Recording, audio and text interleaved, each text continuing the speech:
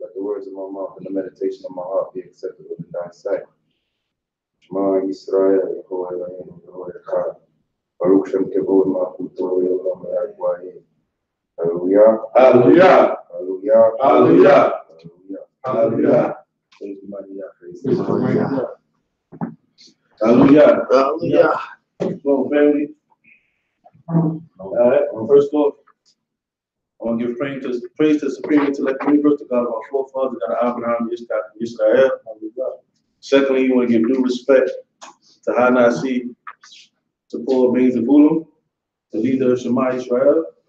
Second, give due respect to Prince Natal, Baines of Paul Baines of Ulam, second in command. Third, give due respect to Prince Natal Ben Levi, the war prince. All right, family, we're going into the Torah portion for the week. Mishpatim, judgment, which means judgment. And it's Exodus 21, verse 1 to 24, verse 18. And then we got a treat from our brother. Well, me and Chief Yashar is going to be splitting it. So I'm going to do chapters 21 and 22. We're going to take over from there and do 23 and 24. Then we're going to cover the Hot Torah portion, Jeremiah 34, verse 8 to 22. We're going to have Prince Akai cover that. So in this Torah portion, the Torah portion covers how we deal with our servants, the Hebrew servants, how we deal with each other, how we deal with crime, how we deal with our parents, the consequences of the actions of your beast, and how we deal with each other's personal belongings. So, and other things. So, what to say? All right. Now we know the children of Israel just received the 10 Commandments from Father Moshe on Mount Sinai. He went up for 40 days, 40 nights, received the 10 Commandments. And now in this chapter, he's giving a commandment, giving other laws to the children of Israel. All right, so we want to get started. We're going to start Exodus 21, verse 1. Going into the book of Shemot, Exodus chapter 21, verse 1. Hallelujah. Hallelujah. Now these are the ordinances which thou shalt set before them. If thou buy a Hebrew servant, 6 years he shall serve, and in the 7th he shall go out free for nothing. If he come in by himself, he shall go out by himself. If he be married, then his wife shall go out with him. All right, so let's cover this real quick. So it says, if you buy a Hebrew servant. So a lot of times within our history and in the scriptures, you have to see we obtain Hebrew servants more so by those who had to pay off a debt, right? Or if they did a crime, they did some sort of crime, and they had to reimburse you for things that they have probably stolen from you or damaged. Or you have those who may be from a family that, for lack of better words, poor, and they looking to obtain employment services under someone that's more wealthy. And usually the ones that have the servants are the ones who was of wealthier families, right? So now it says when you're dealing with your Hebrew servant, you just read it again for me. 6 years, like we changing it. 6 years. Okay. Verse 2. If thou buy a Hebrew servant, 6 years he shall serve, and in the 7th he shall go out free. Now we notice in the scriptures is a significant thing that you see throughout the scriptures a lot. It emphasizes on the 7th year, or the number 7, a lot of times. So 7 is a representation of completion, right? You know what I'm saying? Like on the 7th day, things was completed and he created rested. And throughout the scriptures, you will see a lot of things, like even your land. when you till your land and your land is producing things, on the seventh year you allow your land to rest, right? And so there's a bunch of things that have to do with the seventh year in the scriptures. Even just to throw something out there, you had our father Yaakov, for his Isha, he had to work for 7 years. Right. And then the completion of the deal for him to get his Isha was the 7th year. And then he had to work for another one, so he ended up doing 14. Right. But if you put them together, his completion is 2 years of 7 for his Isha. So it was a significance with the 7 and the representation of completion. So now it says a Hebrew servant shall serve you 6 full years, but then when you come up to the 7th year, he shall go free with nothing. But that's if that he will give you that amount of time if that's the most time for a servant to give. So that's like the max. The max would be doing the full 6 and being released on the 7th. But if there was crimes that didn't call for that much time, then they would do what they have to do to pay out what they had to pay you, and then they will be able to go. Right, but go ahead, continue. If he come in by himself, he shall go out by himself. If he be married, then his wife shall go out with him. If his master give him a wife, and she bear him sons or daughters, the wife and her children shall be his masters, her masters. Okay, so now what happens is, you might look at that, you might say, dang, that's cool because that's his wife. But you have to remember, he is now, and a lot of times when you're in this predicament, you're in this predicament as some form of punishment. Okay.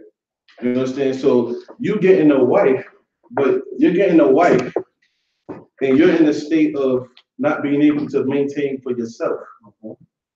So when a master gives you a wife or another servant, or which was probably another servant within his home, when you're done your time, yes, you may have children, you may have a wife, but that woman now, she is familiar with what she was given in the master's house. You are someone who might not be able to fulfill the laws of obtaining a wife, but the master was kind to you in giving you a wife. So in that, you can't leave with her and make her be familiar or put her in a predicament of life to where she had to live the way you lived, because most of you was probably poor, or you didn't have much, so you had to take. So now you're taking a woman to go back into that kind of lifestyle with you and taking away from things that she already had. So with that, we could go into go ahead, continue. The wife and her children shall be her masters, and he shall go out by himself. But if the servant shall plainly say, I love my master, my wife, and my children, I will not go out free, then his master shall bring him unto God, and shall bring him to the door, or unto the doorpost, and his master shall bore his ear through with an arm. All right. So now, what happens with this? So a lot of times you grow familiar if you're there for that long. It becomes like family. And we are supposed to be a holy people, right? For the Lord is holy. So a lot of times when we dealing with one another, yeah, you a servant to me, but I don't treat you the way we think mentally from being westernized. How when you hear the word servant, like you hear the word servant, you're gonna think, dang, yo, he's a slave, like bondage, beatings, and all that. But according to our law, even the servants was treated with a certain respect. The servants had rules. I mean, the servants had rights, sleep out. Right. So the servants will become family, because at the end of the day, you Israel, I'm Israel. You know what I'm saying? So it will become more of a family type thing. So if a servant wants to stay, for the most part, you gotta remember the person was poor, the person probably didn't have. This is probably the best that the individual had. So after he paid off his debt, he might say, you know what, I want to stay with my master because I love my master. My master deals with me just how we're supposed to deal with one another. So the servant will go, and what happens is when you look at the word servant, right? You got the root words. Hold on. You got the ayin, right? Ayin, like observation. Bet, like house. Bet is house, right? Dalet is like doorway. You know what I mean? And if you put it all together, you see where we're going with it right now. It's one, because one might leave his home and introduce himself to somebody else's home, right? And that's usually the roles of the servant, right? And then you have the ear, right? When you say it says it bores the ear, significance in a lot of things, right? With it, but then you have let me go. I'm trying to see what I'm looking at. All right. So continue.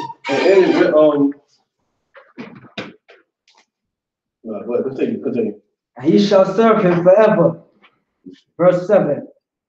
And if a man sell his daughter to be a maidservant, she shall not go out as the men servants. So now, what you have, she shall not go out as the men servants do. You can take that in two ways.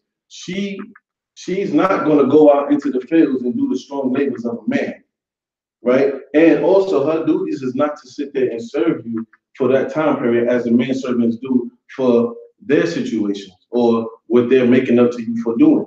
So she's dealt with differently. It's a totally different situation and a totally different way of dealing with the situation. Go ahead, continue.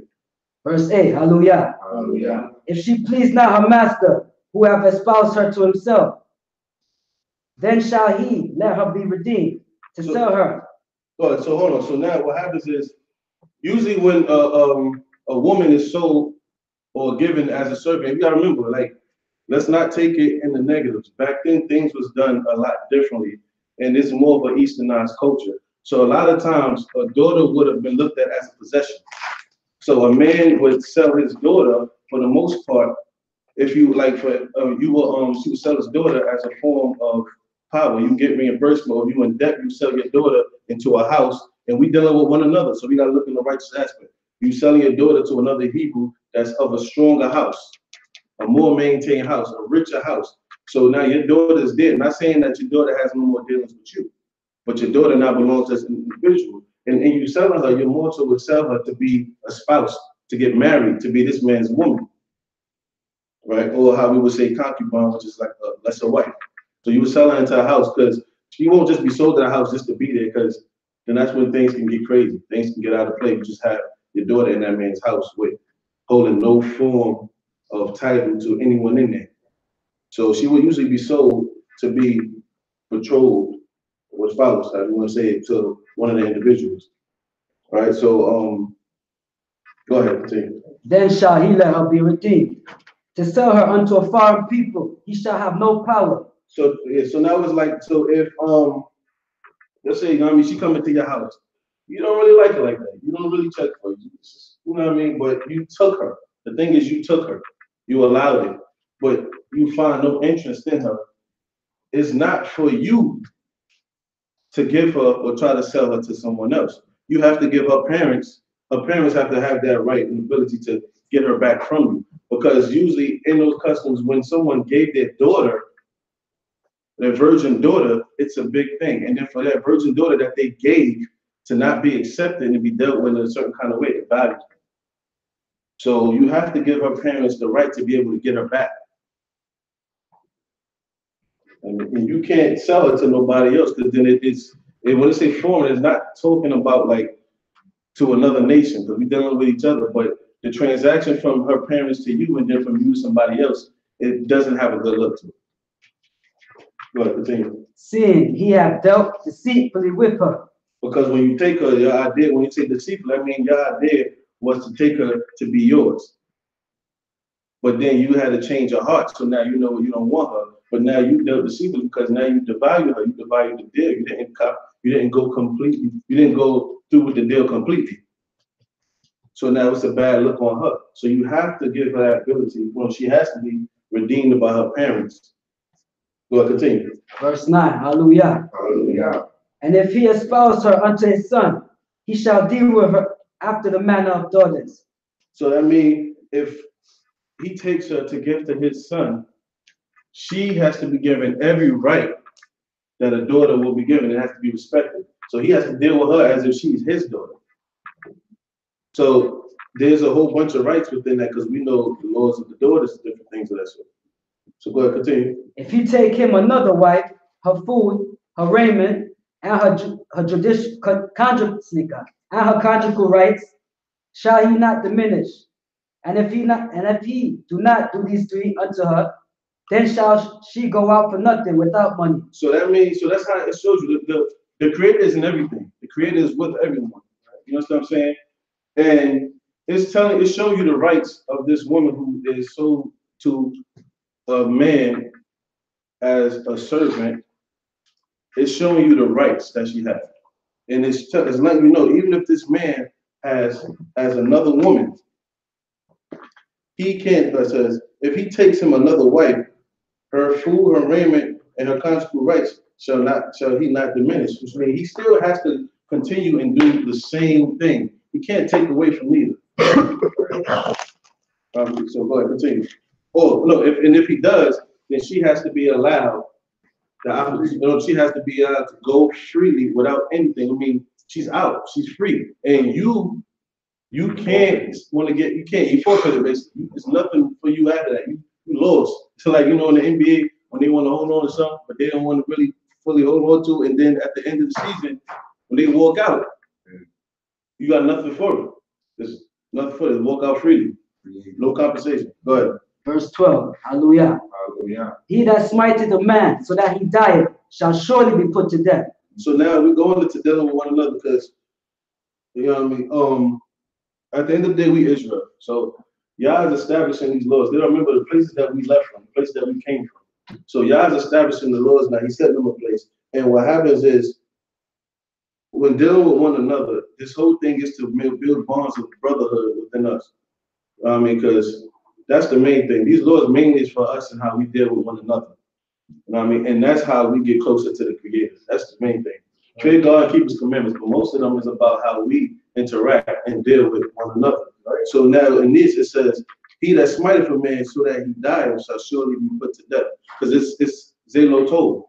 Murder. You know what I mean? That's murder. You know what I mean? And go ahead, continue. And if a man lie not in wait, but God cause it to come to hand, then I will appoint thee a place whither he may flee. So he's saying if it was not an intentional death, like that wasn't his plan, you know what I mean? Then the Creator has a place, a city of refuge, to where he can go until the situation is dealt with and they find out. I'm gonna get to the bottom of it. Go ahead.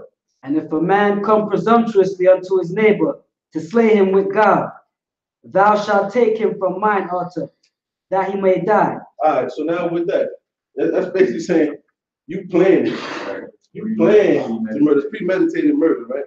And with that, you have to remember, it says the temple was like a embassy, it's like a safe haven. But the Creator is telling you, you take that man, even from my altar, right? And you slay him, put him to death.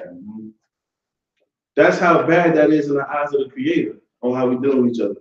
So when we got that energy with one another and we want to fight one another, or we always want to put our hands on our brothers or our sisters, the sisters want to go at it with sisters. This is the energy that the Creator, He hates. This is the energy that's not supposed to be within us. You understand? And something that we got to look at. Because it says one who goes, and the ones that go bragging, you know what I mean? I did this, I did that. I'm this, I'm a bad man. I'm such. To you, you might glorify that thing, but to the Creator, you're dead. Exactly. Go ahead, continue. And he that smiteth his father or his mother shall surely be put to death. I mean, that goes without saying. You know you need to put your hands on your parents at home. There's no point in your hands on your parents. Right? Go ahead, continue. And he that stealeth a man and selleth him, or he be found in his hand, he shall surely be put to death. So now we're going into kidnapping and trafficking and all these kind of things. Right? It's not, y'all don't tolerate that. That's not nothing that we do. You know what I mean? But that explains itself. Go ahead, continue. And he that curses his father or his mother shall surely be put to death. All right. So the word with that is it uses qualar, right? And qualar it goes into, because we say it says curse, but that's generalizing it. But qualar is like take lightly. So if your parents is telling you something, your parents telling you go do something, and you like, I'm gonna get to it, kind of thing. I'm gonna get to it. The Creator, you don't like that. He shuns his face on that, and you liable to death. It says curse. I mean, you speak harshly to your parents. You say harsh things to your parents. Creator don't like that. You liable to death. It says to trifle, or it says to slight. You know what I mean? So we all supposed to be dead. I don't care how nobody said. I mean, a lot of times your parents tell you go take out the trash. And so I take out the trash, man. I'm gonna do it just now. Kiss your teeth. Yeah, or hey, man, they always asking me to do something. And can't nobody say they ain't do that. Can't nobody say they jump right up and they go and take care of their business. So that you in the middle of some boys, your email come, I need you to do this right now. All right, y'all, please don't go do it for my email. Nah, Ain't none of it. A lot of times we, because you in the mood, you in what you're doing, and it's like she's taking away or taking you out of your zone, and you don't feel like doing it. So you, dang, man. All right, your mama take care of that. But the creator that's watching you overall, you dead basically. You're dead.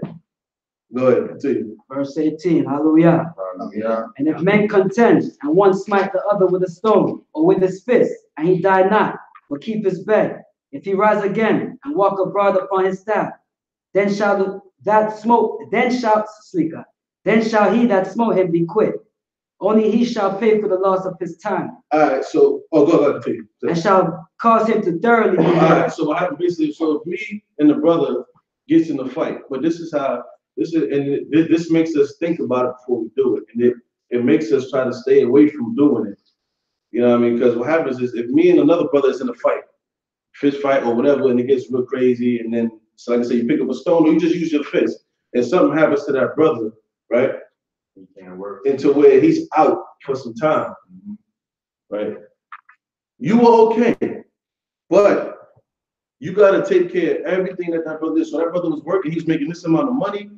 You got to get on it now, and you got to compensate that. You know, if that brother's hospital bills, that's on you. That's right. You got to take care of that. But all this stuff is set in a place so that we don't do it, because we don't get overwhelmed with the things that come behind doing it. So you get the pleasures at the moment, but after it's all said and done, yeah, I won. I'm not such and such. Now, guess what else you got to do after that?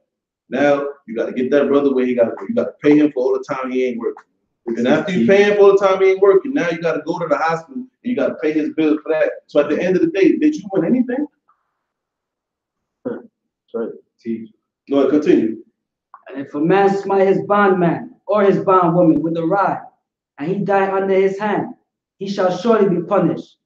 Notwithstanding, if he continue a day or two, he shall not be punished.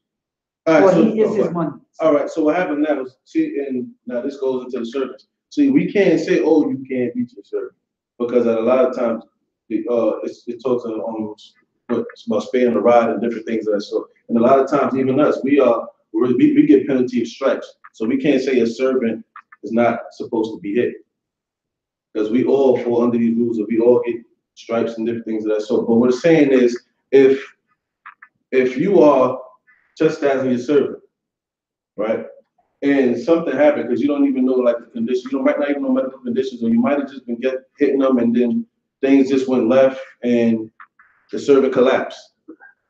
It's telling you read it again for me one time. If a man smite his bondman or his bondwoman with the rod, and he die under his hand, he shall surely be punished. So now he has to be punished, which means that they have rights. So if he does it and he dies right there in that instant, then it doesn't go into the depths of the punishment, but it says punished. So something has to happen because he died in that moment, but that is up to the judges, because now you got to investigate and get to the bottom of this. It doesn't go into the depths of the punishment like everything else, because now you got to find out what happened. You got to find out what caused it. You got to see now what's going to happen to this person. What might happen, how much he got to pay, or does not he fall into being service to somebody else, or different things of that sort. But then it continues and it says what? Notwithstanding, if he continue a day or two, he shall not be punished, for he is his money. So now it goes into saying, so now if he was able to walk him around or whatever, he continues, and then a day or two later he collapses, then they know that it wasn't your intent to kill him. Because if it was your intent to kill him, he would have went right there when it happened. But now he's up moving around, or he might be, beverage for a little bit or something like that. But it wasn't your intent it was your intent to kill him. So things is looked at differently. Go ahead, continue. 22.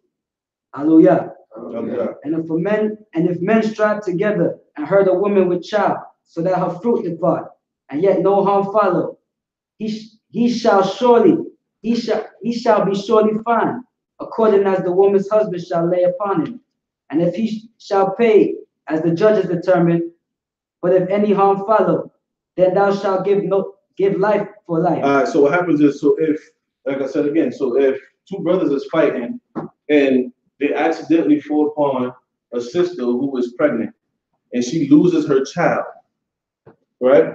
Now, when I say she's fine, I mean physically within herself, she's still mobile and she's still able to move, she's still able to produce. Then what happens is it's up to the husband. The husband now determines what has to be paid out to his family. And upon him doing that, they go to the judges, and the judges will set it in order to say, okay, this is what's done. You understand what I'm saying? But then it says, go ahead. But if any harm follow, then thou shalt give life for life, eye for eye, tooth for tooth, hand for hand, foot for foot, burning for burning, wound for wound, All right. stripe for stripe. So me and the brother was just talking about this too. Because, I mean, if you look at it, a lot of times, and you grow up thinking that, you know, if you damage this person's hand where their hand ain't usable no more, then you lose your hand. Or if you person eye was taken out because of what happened in the situation, now you got to lose your eye. Or this is the way we was taught. And me personally, I'm going to say me. This is how I look at it. I look at it as if a person eye was damaged, hand was damaged, foot was damaged, leg, arm, however you want to say it, tooth came out. You have to compensate that individual for the value of what was lost. So let's say you hurt the person's hand, right? Or the person can't use their hand anymore. Now you are liable to pay off what has to be paid for that individual for the time that they're going through what they're going through. And then the judges are to determine what has to be paid out for that. Because, for instance, I'm gonna give you an example.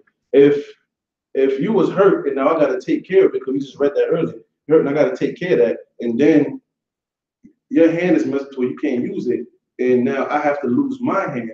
Now I'm no longer able to do what I have to do or do my trades for me to even get the money, or kesef, or whatever I have to get to compensate you or take care of your problems and your issues.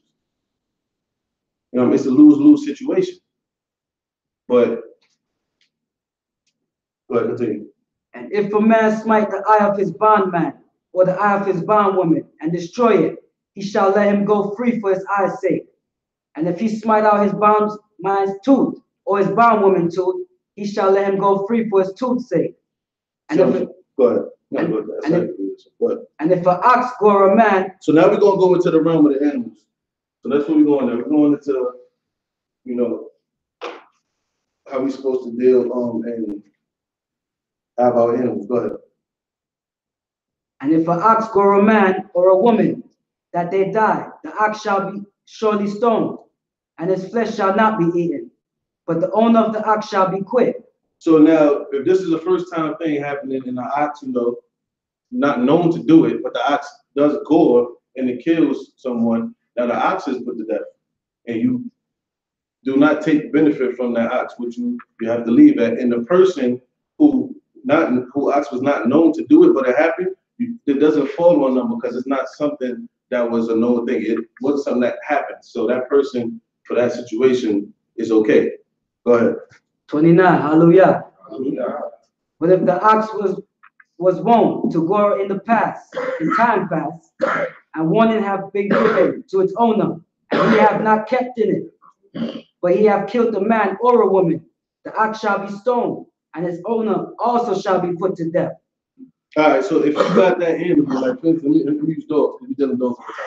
So if you got a dog and that's a vicious dog, your dog bit somebody before, or your dog been known to bite, or you know when you walk your dog in the street, you gotta walk him with a muzzle, or you know every time you're snapping at somebody, you tell people don't come close to my dog, don't come close to my dog. But you don't take the proper precautions to making sure your dog now can't get out to get to people, right? And then your dog has in the past hurt somebody, and it happens again. Now you are liable because you had the understanding. You had understanding that your beast hurts people, and you didn't take the proper precautions to make sure it doesn't happen. So now you liable of death also, as well as your beast. So it's your best friend. Go ahead, continue. Verse 30, and if there be laid on him a ransom, then he shall give for the redemption of his life whatsoever is laid upon him, whether it have God a son or have got a daughter, according to this judgment shall it be done unto him.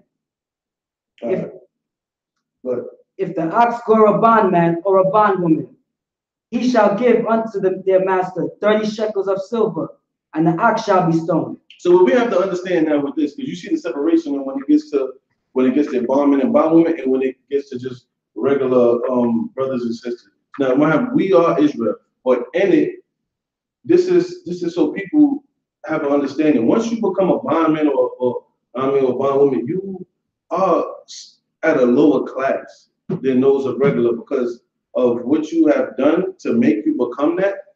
Like I said, a lot of times you're paying off a debt for something that you had done. You're paying off money that you have owed or the crime that you may have committed. You bring yourself to a lower class. Not saying you don't have rights, but you're not on the same level as everyone else. So when you look at the penalties for these things happening, you now belong to someone. So you become a possession or a property for someone. You do have rights, but you become a property for someone. So there's a separation. Go ahead. And if a man shall open a pit, or if a man shall dig a pit and not cover it, and an ox or an ass fall therein, the owner of the pit shall make it good. He shall give money unto the owner of them, and the dead beast shall be his. All right, so you know how we get lazy digging your pit. You're supposed to take the proper precautions to make sure it's boarded off so that people know that don't step here, you step here. It's kind of deep, you might fall, you might hurt yourself, you might possibly die. A lot of times we get lazy and just, all right, I'm gonna just go and leave this like this. I deal with it another time. We supposed to take care of all that. We're supposed to cover it. We're supposed to do what you gotta do because we are always liable when it's things of our possessions or someone else's things get hurt or someone else gets hurt. It's our responsibility, right? So now you have to do a payout. And it's a beast, it's a life of a beast, but you have to do a payout because that beast can be how that man makes his money. So now you took away from that man making his money because now his beast is dead or his beast got hurt. And a lot of times we gotta remember when beasts get hurt, sometimes you can't heal it, you can't use them again, you have to put them down. So now that becomes your responsibility because you didn't take the proper precautions to make sure that no one will fall in there or no beast will fall in there. Go ahead, continue. 35. And if one man's ox hurt another's, so that it dieth, then they shall sell the live ox and divide the price of it, and the dead also they shall divide. Or if it be known that the ox was wont to gore in the time past, and its owner hath not kept in it, he shall surely pay ox for ox, and the dead beast shall be his own. Yeah. So the Creator is just in all things. He makes sure everything works out for everyone. Now I'm going to continue. If a man steals an ox or a sheep and kill it or sell it, he shall pay 5 oxen for an ox, and 4 sheep for a sheep. So now remember, ox and sheep and all these things was are value. These things are value. You understand? And so it's not cheap. They're not cheap. Come across these things. Like it's costly. People would send sheep, people would send oxen when they were trying to show people things and give gifts. And it showed value, it showed richness within your family. You know what I mean? So if you take one sheep and you have to come up with, what was it, 5? Or was that the oxen? Oxen. It took one oxen to come up with 5 of them. That's a lot. So it makes you think, maybe I shouldn't touch that oxen. Right? I mean, or maybe I shouldn't touch that sheep. Go ahead. We in chapter 22? Okay. If a thief be found breaking in, see God. Chapter 22, verse 1. Hallelujah. Hallelujah. If a thief be found breaking in and be smitten so that he die, there shall be no blood guiltness for him. All right, so now if you home and you catch someone breaking into your house and you kill them, you're justified. You're justified. Now continue. If the sun be rising upon him, there shall be blood guiltness for him. So now if that person broke into your house, you ain't catch him, but you're like, oh, where he at? Where he at? And you run into him 2 days later and you kill him, you're not justified. Now you got blood guilt on you because now things have to be dealt with within a different matter now. I mean, you have courts, you have judges, you have a system set in place. So now if you catch that brother, you have to bring him to the judges and y'all deal with the situation at hand there. Continue. He shall make restitution. If he have nothing, then he shall be sold for his debt. So now that goes to us, it shows you again. So now it's something that you got to think about. Because now being that you will look at it like, man, he broke in my house, man. It was my stuff that he stole. You know what I mean? And I was angry. And when I seen him, I did what I felt was right at the time. You know what I mean? I took care of the situation. But now because of you doing that, now you got to make right. And now you become a servant. But to his family, or whoever you got to be to make right of that situation. Go ahead. Verse 3. If the death be found in his hand alive, whether it be no, sleep God. Go ahead. Hold on, let me say that again.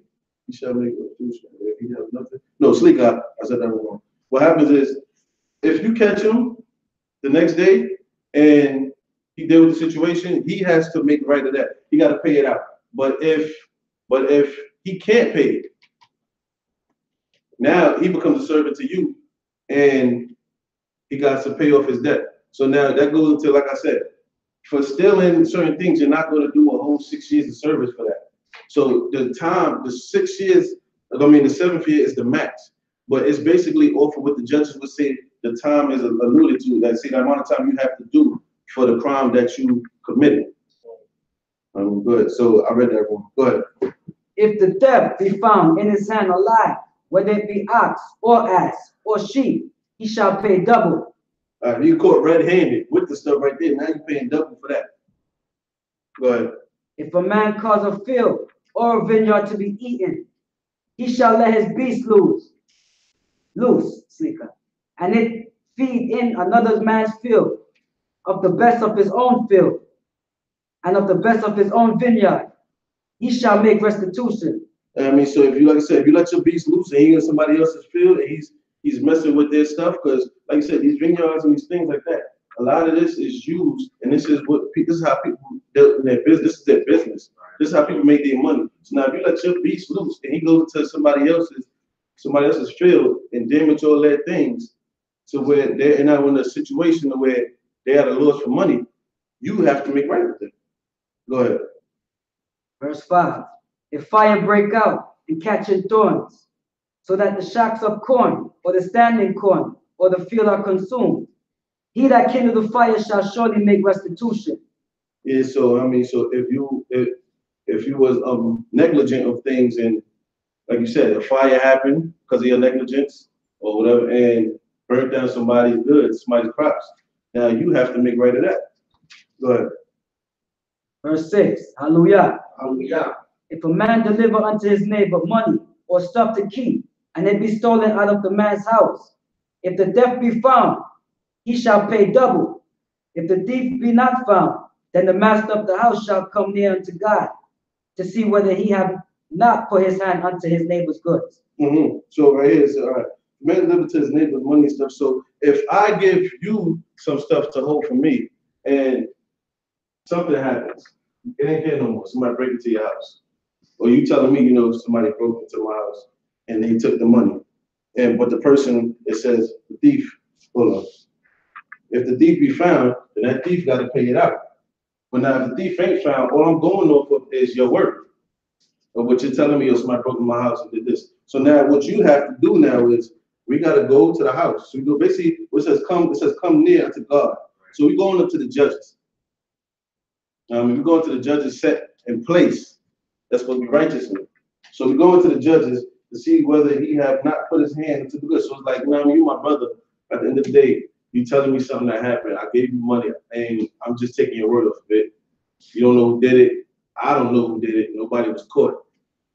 But for me to feel comfortable, because we are godly people, let's just go to the judges. You say what you got to say in front of the judges, and the judges will determine. And I feel more comfortable because I know that we're supposed to be righteous and we want to do the right thing. Go ahead, continue. For every matter of trespass, whether it be for fox, for ass, for sheep, for raiment, or for any matter of lost thing, whereof one saith, this is it, the cause of both parties shall come before God. He who God shall condemn shall pay double unto his neighbor. So that just goes for anything. You know, same thing. Go for any of those situations. Go ahead. If a man deliver unto his neighbor an ass, or an ox, or a sheep, or any beast to keep, and it die, or be hurt, or driven away, no man seeing it, the oath of the Lord shall be between them both. All right, so if a man delivers unto his neighbor an ass or an ox or a sheep or any beast to keep, and it dies, we have situations like that, or be hurt or driven away, no man seeing it, the oath of the Lord shall be between them both, right? So all they got now is, listen, I'm telling you, this is what happened, this is the situation. Brother, remember, we are holy people, so our word means a lot to one another. So the oath of the Lord shall be between them both, to see whether he have not put his hands unto his neighbor's good. Right? So I'm giving you my word. And the only thing we're supposed to swear by is the Creator's name. Right? So in us swearing by the Creator's name, that holds a lot of weight because we know the Creator is real. The only way somebody would swear by the Creator's name to be lying is if they got lack of faith in Yah. You got no fear of the Creator. That's the only way someone would swear by Yah's name and be lying. It says, and the owner thereof shall accept it. Because after that's done, what more can you say? Right? When we dealing with one another, so the godly people. If I'm swear by the Creator and tell you, listen, but I'm telling you, this happened. I didn't do it, you know, on Yah's name. All right. That's all the assurance we need. Right. Go ahead. What verse we at? Bottom of 10. And the owner thereof shall accept it, and he shall not make restitution. All right. So then that's it. That deal is done. They'll be, all right, brother, I believe you. And there's no hard feelings after that. There's no, I can't trust you after that. I have to give you the benefit of the doubt on that situation because we made an oath under the name of the Creator. Right. Go ahead. But if it be stolen from him, he shall make restitution unto the owner thereof. If it be torn into pieces, let him bring it for witness. He shall not make good that which was torn. Yes, because he has no control of that. Like a lot of time when you got your beasts, you got fields. Like I said, a lot of times we had shepherds who tend the fields to prevent beasts from getting to the animals because it's a field. So things happen. But if it happens to where one beast get torn, that's out of your control. There's nothing you can do about that. But you have to show that happened. You got to bring the beast forth and say, listen, it was torn by a wild animal and it was nothing that I could do about it. And you clear that because it was out of your control. Go ahead.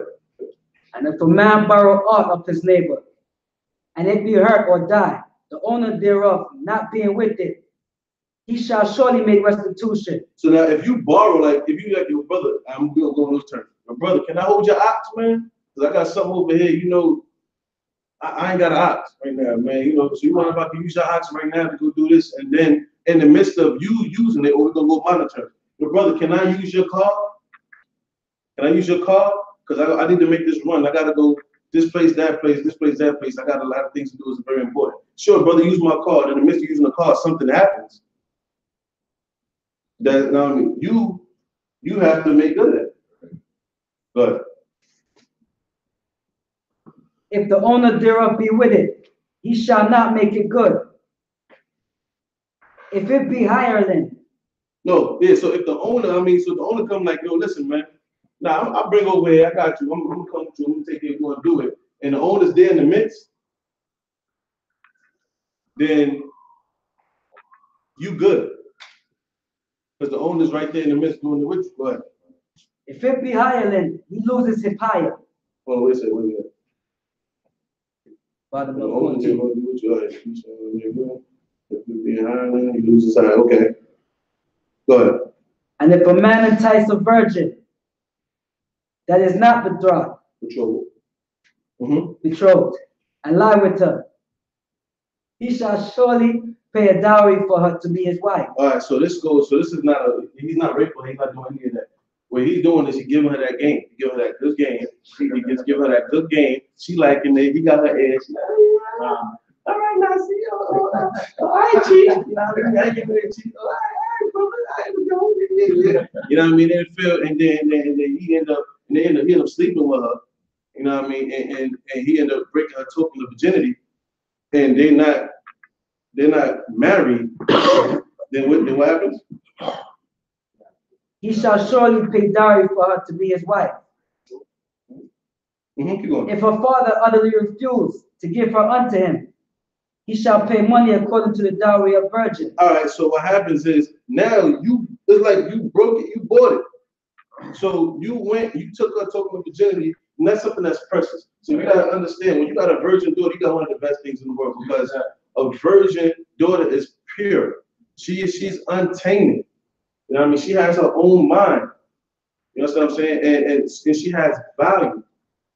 You know, so once you take that, you basically disrespected this man's house and all the work that he put in raising his child, or this mother's house, all that she did in raising her child.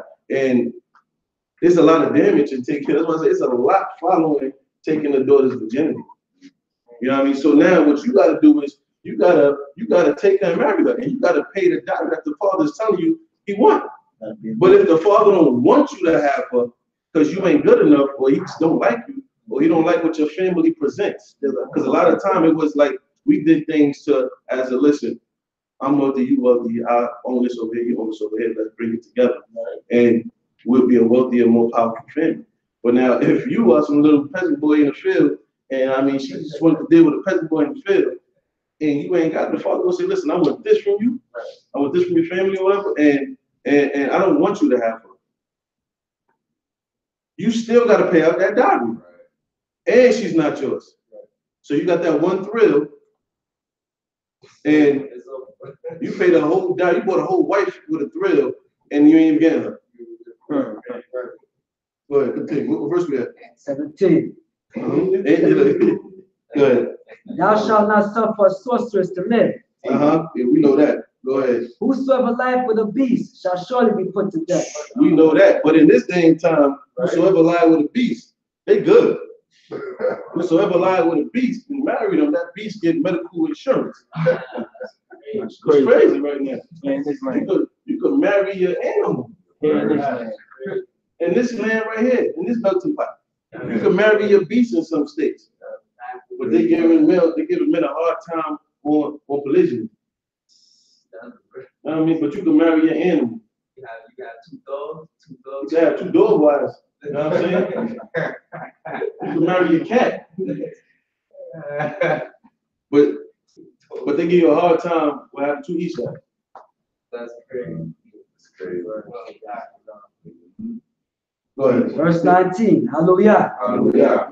He that sacrifices unto the gods, save unto the Lord only, shall be utterly destroyed. Go ahead, take it. And a stranger shalt thou not wrong, neither shalt thou oppress him. For ye were strangers in the land of Egypt. So now even with dealing with the strangers, I take this into thought a lot, because we see how the world is now. And we see, even with us being Israel itself have different understandings of how things are going to go, or how we're supposed to deal with the stranger, or different things of that sort. But we got to remember, we are a just people. Yah is a just God. We're supposed to try our hardest to be holy like unto the Creator. So in that, the Creator is forgiving. So how much more us when it comes to certain people? I mean, to the people that did wrong unto us and carry it out, yeah, those are the ones that's going to be done. But the ones who turn themselves to Yah and submit themselves to you, they're going to be given just as much opportunity to give God his praise as you are. They won't be Israel, but they'll be given an opportunity to praise God's name. It said, what it said? In the nations, it said, come, let us go to the house of Jacob, to the mountains. I mean, and they're going to give God his praise. I mean, so we got to watch how we deal with one another. And plus, it's for us, because we done been through all kinds of things. What? We came out of Egypt. We was dealt with in all kinds of ways in Egypt. All kinds of things happened to us. Those people are nasty people. That's why a lot of these laws we getting right now is to get our minds out of the mindset and the things that we seen while being captive to those individuals. Because a lot of times we tend to carry those things up. You know what I mean? We tend to carry those things up. For instance, when Moshe went to the mountains, we built a calf. Like for instance, that said the other week. That's not our practice. That's what we seen from the other nations. That's what they did. You know what I mean? But so this is to wash out all of that. So even when you deal with strangers, we gotta understand, yo, we ain't like those people. We're holy people. So dealing with these strange people, strangers, we gotta deal with them just. You know what I mean? Because we seen what it's like to be treated bad. We seen what it's like to be killed. We seen what it's like to have a woman raped. We done seen all that. We done seen how it is with this Atlantic slave trade and what happened in this country itself. So how we go from getting that to say we're gonna do that to some people. Right? That's great. Go ahead, continue. Verse 21, hallelujah. Hallelujah. Ye shall not afflict any widow or fatherless child. 21. You shall not afflict any widow or Go ahead. If thou afflict them in any wise, for if them cry at all unto me, I will hear their cry. My wrath shall wax hot, and I will kill you with the sword, and your wives shall be widows, and your children fatherless. So it's not a game. You understand what I'm saying? The Creator, and we see all throughout the scriptures, the Creator has a sore spot for the fatherless and the widow. True, even out of the text that's given to the priest, there's some that's left out for the fatherless and the widow. You know what I'm saying? Because the Creator has a sore spot for them, and these are ones who can't really speak out for themselves. They're in a situation. They're less fortunate. You know what I mean? So they don't have a lot for people to back them and be there for them, but they have the Creator. Right. So he says, how you deal with them, he says, if you deal wrong with them and you afflict them, he says his wrath will wax hot. And he will kill you. Right?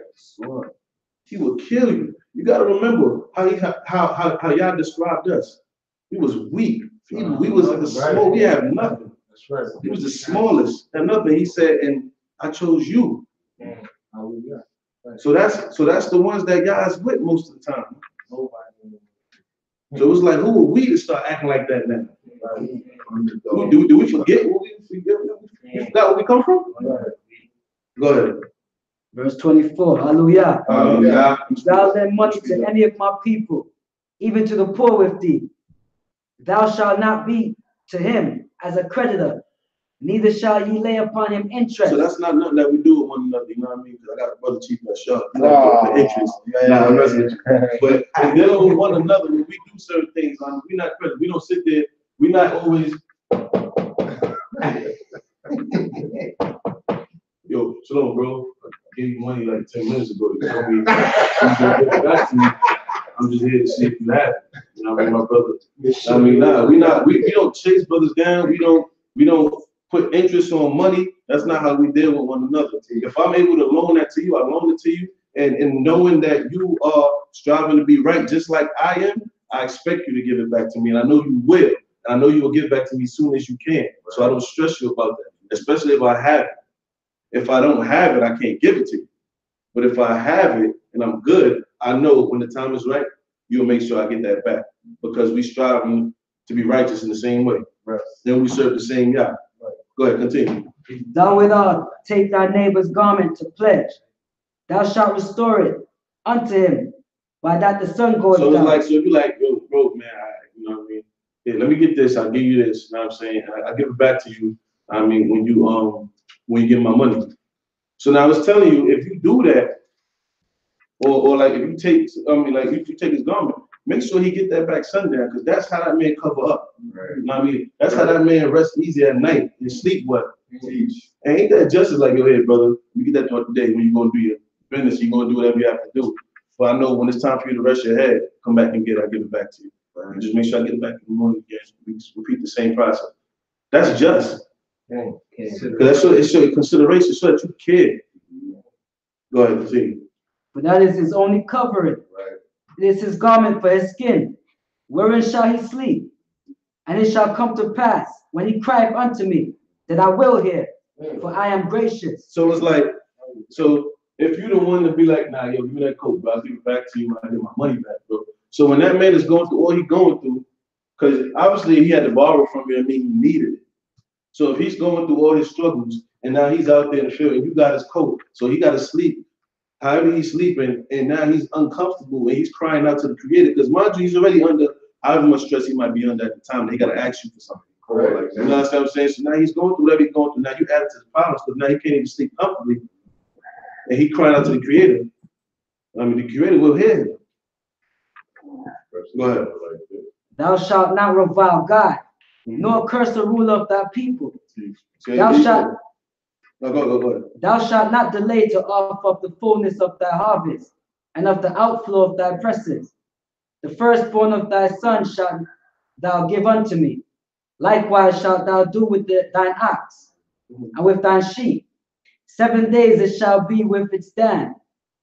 On the 8th day thou shalt give it unto me, and ye shall be holy men unto me. Therefore ye shall not eat any flesh that is torn of beasts in the field. Ye shall cast it to the dogs. All right, so what happened is, so it says Yah wants the first of everything. You know what I mean? And we're supposed to offer that up unto the Creator, right? And that's how it's supposed to be. Even when it came to what we witnessed it with Cain and Abel, all right? They was to offer up first, right? They had to offer it up, and we witnessed how one offered it, and we witnessed how the other offered it, and then when it comes to offering up, it's a respect factor. It's something that you're like, listen, Creator, I appreciate this. Torah, Yah, I give this to you. You know what I mean? But it says on the 8th day, you give it to him. Now with your child, we could go into, the speculation, unclean for 7 days. The 8th day, is when your son is supposed to be circumcised, they within the covenant, and you can offer them unto the Creator. And you could go with everything else, just following suit. Not saying that with the field and things of the field that it's significant, something wrong the other days, so it happened on the 8th day, but it's an overall thing. So on the 8th day is when the Creator is expecting you to offer up your first. And with that, for family, sleep out for any missed things I might have said. And I'm gonna hand it over to Chief Yashar to continue with stuff. Hallelujah. Hallelujah. Hallelujah. Giving all honor and praise due to the power of our forefathers, Abraham, Isaac, and Jacob, being the only possessor of all that is. Let us all say hallelujah. Hallelujah. Taking a second to pause, giving due respect to Hanasi, Zipporah, Ms. Bula, giving the Most High God for his life, due respect to Prince Natal, Bain, Zipporah, Ms. Bula. Thank the Most High God for his life, and due respect to Prince Natal, and Levy. And anybody who's in sound of voice, I visually talking about ancient forefathers. Shalom Aleichem. Shalom Aleichem. All right, so I got the second portion of this lesson. My brother did a great job at bringing forth the beginning part. Absolutely. I'm trying to breeze through it, time constraint. But what we learned in this portion is value, accountability. You know what I'm saying? Like, what was being read was us learning the value of each other. You know what I'm saying? It even spoke about you valuing your servant to the point that just because a person is down or going through something, you don't devalue them. You understand what I'm saying? Because at the end of the day, all souls belong unto Jehovah, as it was said. So we gotta keep that in mind. So now we're going into a certain aspect of the lesson where it goes into valuing one another once again, but we value each other in the physical in that portion. And that half of the portion, but now in this half of the portion, it's about valuing somebody's their name, you know what I'm saying, their reputation. You understand what I'm saying? And matter of fact, let's get right into it. In the book of Shemot, Exodus, chapter 23, verse 1. Hallelujah. Hallelujah. Thou shalt not utter a false report. Now, hold on.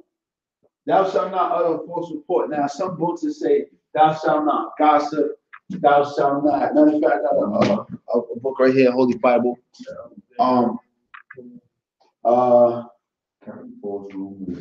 Rumors, right? These things are important. We gotta, and even now today, we don't even realize, the things that we just go and say out of our mouths and things that we carry, how it could be as a false witness. And our mindset, we just thinking that this is talking about if something happens and we sitting here, you know what I mean? Like you and two brothers fight, You know what I'm saying? And I'm saying he started it when he started it. That's what we thinking in our mind, but in all actuality, it goes as far as the little minute things that we may say. You know what I'm saying? Even in joking or whatever it may be. You know, you have to be mindful that you're not bringing up a false report, because somebody who may not know that person hears it and thinks it to be true. Now they're gonna devalue that person. You understand what I'm saying? On that level, based off of what you said. Now that's your fault. You know what I'm saying? Like in this book, it says, we in 24, right? 23 is legal. It says, you shall not circulate a false report. Right? I like that. Just passing it, circulate. That's that gossip. You know, that goes for the brothers, but also for the sisters. Y'all know they be on the job. You understand what I'm saying? Just go ahead circulating stuff. Yo, when I hear stuff, it stops with me. And then I just keep it with me. And then I observe. If it be true, then I'll see it. But if it be not true, I'm not held liable for circulating that false report. You know what I'm saying? I'm staying on that one portion, that one verse, because this is important. You know what I'm saying? This is very important. People work hard to bring up their names.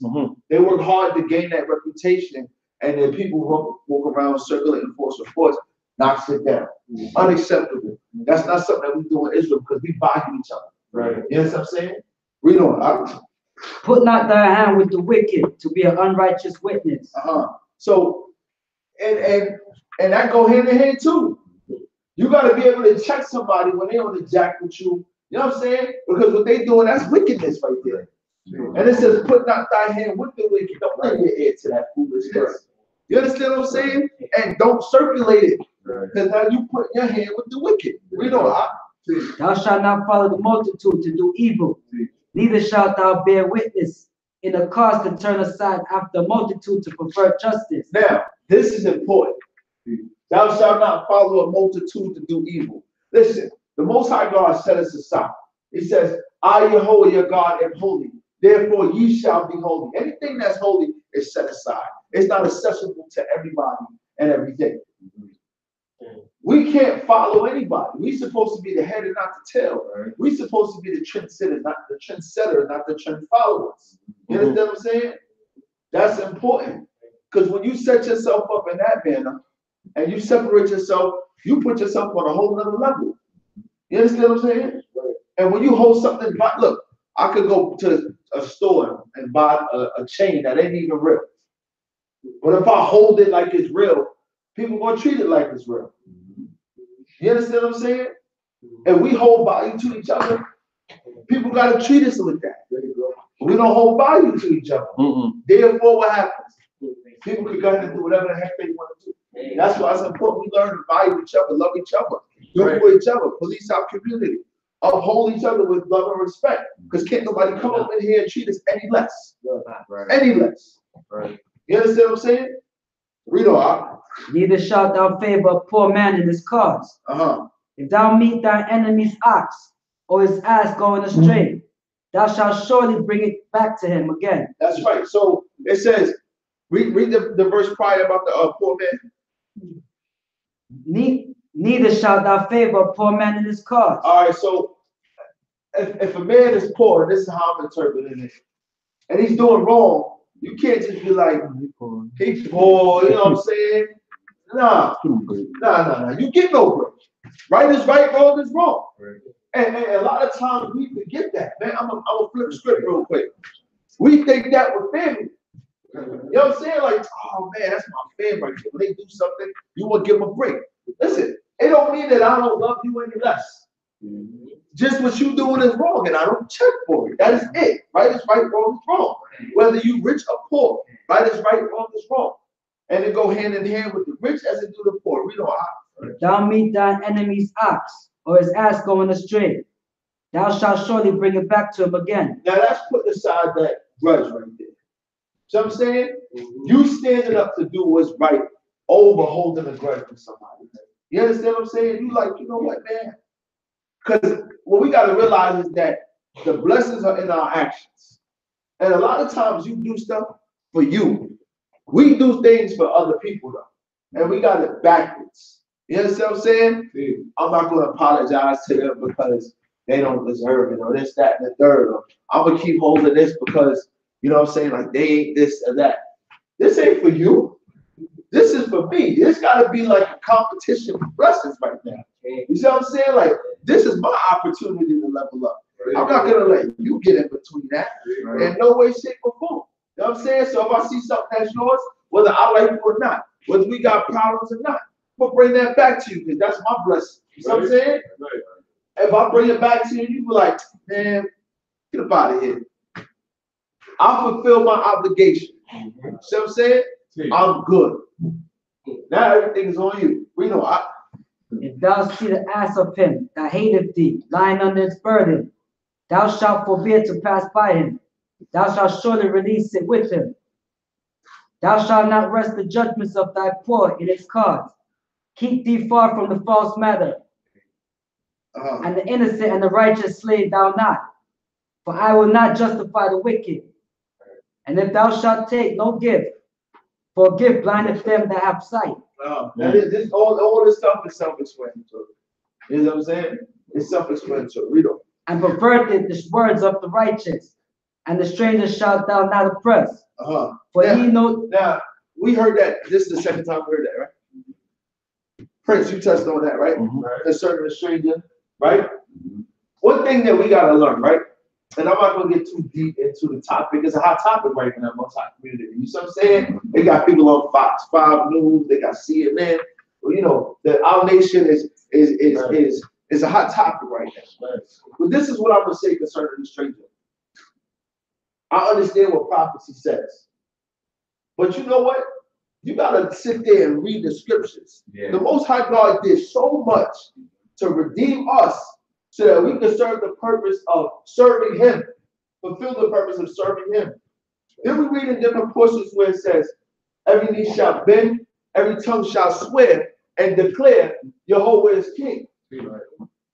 We understand that our job is to bring the nations, the world, to the Most High God. So I can't get my rocks off by people serving me. That's an ego issue. I got to get my rocks off by bringing people to the Most High God. Because that's where the blessings at. Okay. And that's what we got to understand when it comes to the nations. Look, they got problems, and I agree. I ain't with it. I hate those who hate me. I love those who love me. Right? But at the end of the day, when you show yourself to change, you remove yourself from the evil. Because in the scriptures, we know it says that the Most High don't delight in the death of the wicked, but more so his correction. So how much less I? And how much more we in the creator? Do you understand what I'm saying? And I'm not saying I can be more merciful than the creator. Absolutely not. You're wrong, you're wrong. You got to get up out of here. But at the same time, it's our job to bring these people to the Most High God. Right. To glorify the Most High God. You understand what I'm saying? I can't put myself in between that and put my own personal agenda and the feelings in between that. You can't do that because that makes you wrong in itself. You see what I'm saying? We got to sanctify the name of the Most High God at all times. They're going to serve us, but they're going to serve God. Exactly. And yeah, as the princess said, they're going to serve us, but they got to serve God before they serve us. So how they going to do? They can't be on some, yo, before you go to the service, man, sweep this floor and this, that, and the third. Nah, you don't get in the way of that. You go to the service. But when you come back, I need this done. I need this done. Let's sit there. Read on. And the stranger shalt thou not oppress. For ye know the heart of a stranger, seeing you were the stranger in the land of Egypt. And then it go flip script. Like you was there. You was there. That's like somebody who started as an employee, got the manager position, and now he walking around like you was not just doing my job yesterday, bro. You see what I'm saying? Now you just above all that, right? That's just, we just forgot how that was, right? But that's how the Most High God do. He humble us, to bring us back to that understanding, to bring it back simple. You was there, you was in that position, and you didn't like what it was done to you. So why are you gonna turn around and do it to somebody else? Backwards. Read on. Verse 10. Hallelujah. Hallelujah. In 6 years thou shalt sow that land, and gather in the increase thereof. But the 7th year, thou shalt let it rest, and lie fallow. Now, there's a whole other portion in I believe it's Numbers, right? Concerning the sabbatical year. Yeah, it goes a little bit more in depth, right? At the end of the day, everything rests. Right. Everything. You, your land, your animals, your servant, everything has that time. And it only benefits. A lot of people look at it like, oh man, come on, man, again? No. It's beneficial not only to you, but to the land. Because that year that we're not reaping a harvest, it's falling back into the ground and replenishing and nurturing and bringing the nutrients back into it so that the following year is going to bear stronger and better fruit. In fact, when you get to that portion, this one speak about in the 6th year, the Most High God bless you to where you bring it in the double. Right. Just like So I'm saying, Most High God don't leave you hanging. What it is, even when He gave us manna, what happened? We're gonna read those portions coming up. He gave us double on the day before the Shabbat, right? And it didn't go back, right? So we gotta learn to embrace these things the Most High God gave us because it's for the better, right? If saying But the 7th year, thou shalt let it rest and lie fallow. Yes. That the poor of thy people may eat, and what they leave the beasts of the field shall eat. Now listen, this is big. Now I'm big on this right here. Don't be that hoarder. Will you hold on to everything to where you don't leave nothing for anybody else? You see what I'm saying? And I go with your bread too, your money, your kesed, your cream, your cash, whatever you want to call it. Don't hold so tight to it till when you see somebody in need and you don't give them, you don't do for them. See what I'm saying? You know how much food we throw away? Listen, my job is kitchen cleaning every Sunday, right? We throw away so much food. I don't eat there, but still, they throw away so much food. And I say stuff like, yo, can you imagine how many people can feed with this? Man, they got this for that. They got that for that. The mindset is wicked. The mindset is wicked. For us to think that we don't have to care for those in need, you are foolish. To think that you won't be in that position one day yourself. Right. That's following the multitude to do evil right there. That's following the ways of the nations, because that ain't our way. The Most High God teaches us not to leave the corner of our fields. Right. For the homeless, the orphan, the fatherless, the widow.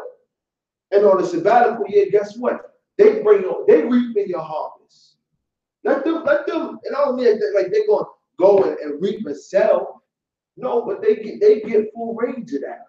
Whereas they got the 4 quarters, now they get full range of that. They're going to walk up to your tree, the one that produced the most fruit. The one that you keep to yourself and just bang, you can't say nothing to them. But that's how it should be. In like manner thou shalt deal with thy vineyard and with thy olive yard. 6 days thou shalt do thy work, but on the 7th day thou shalt rest.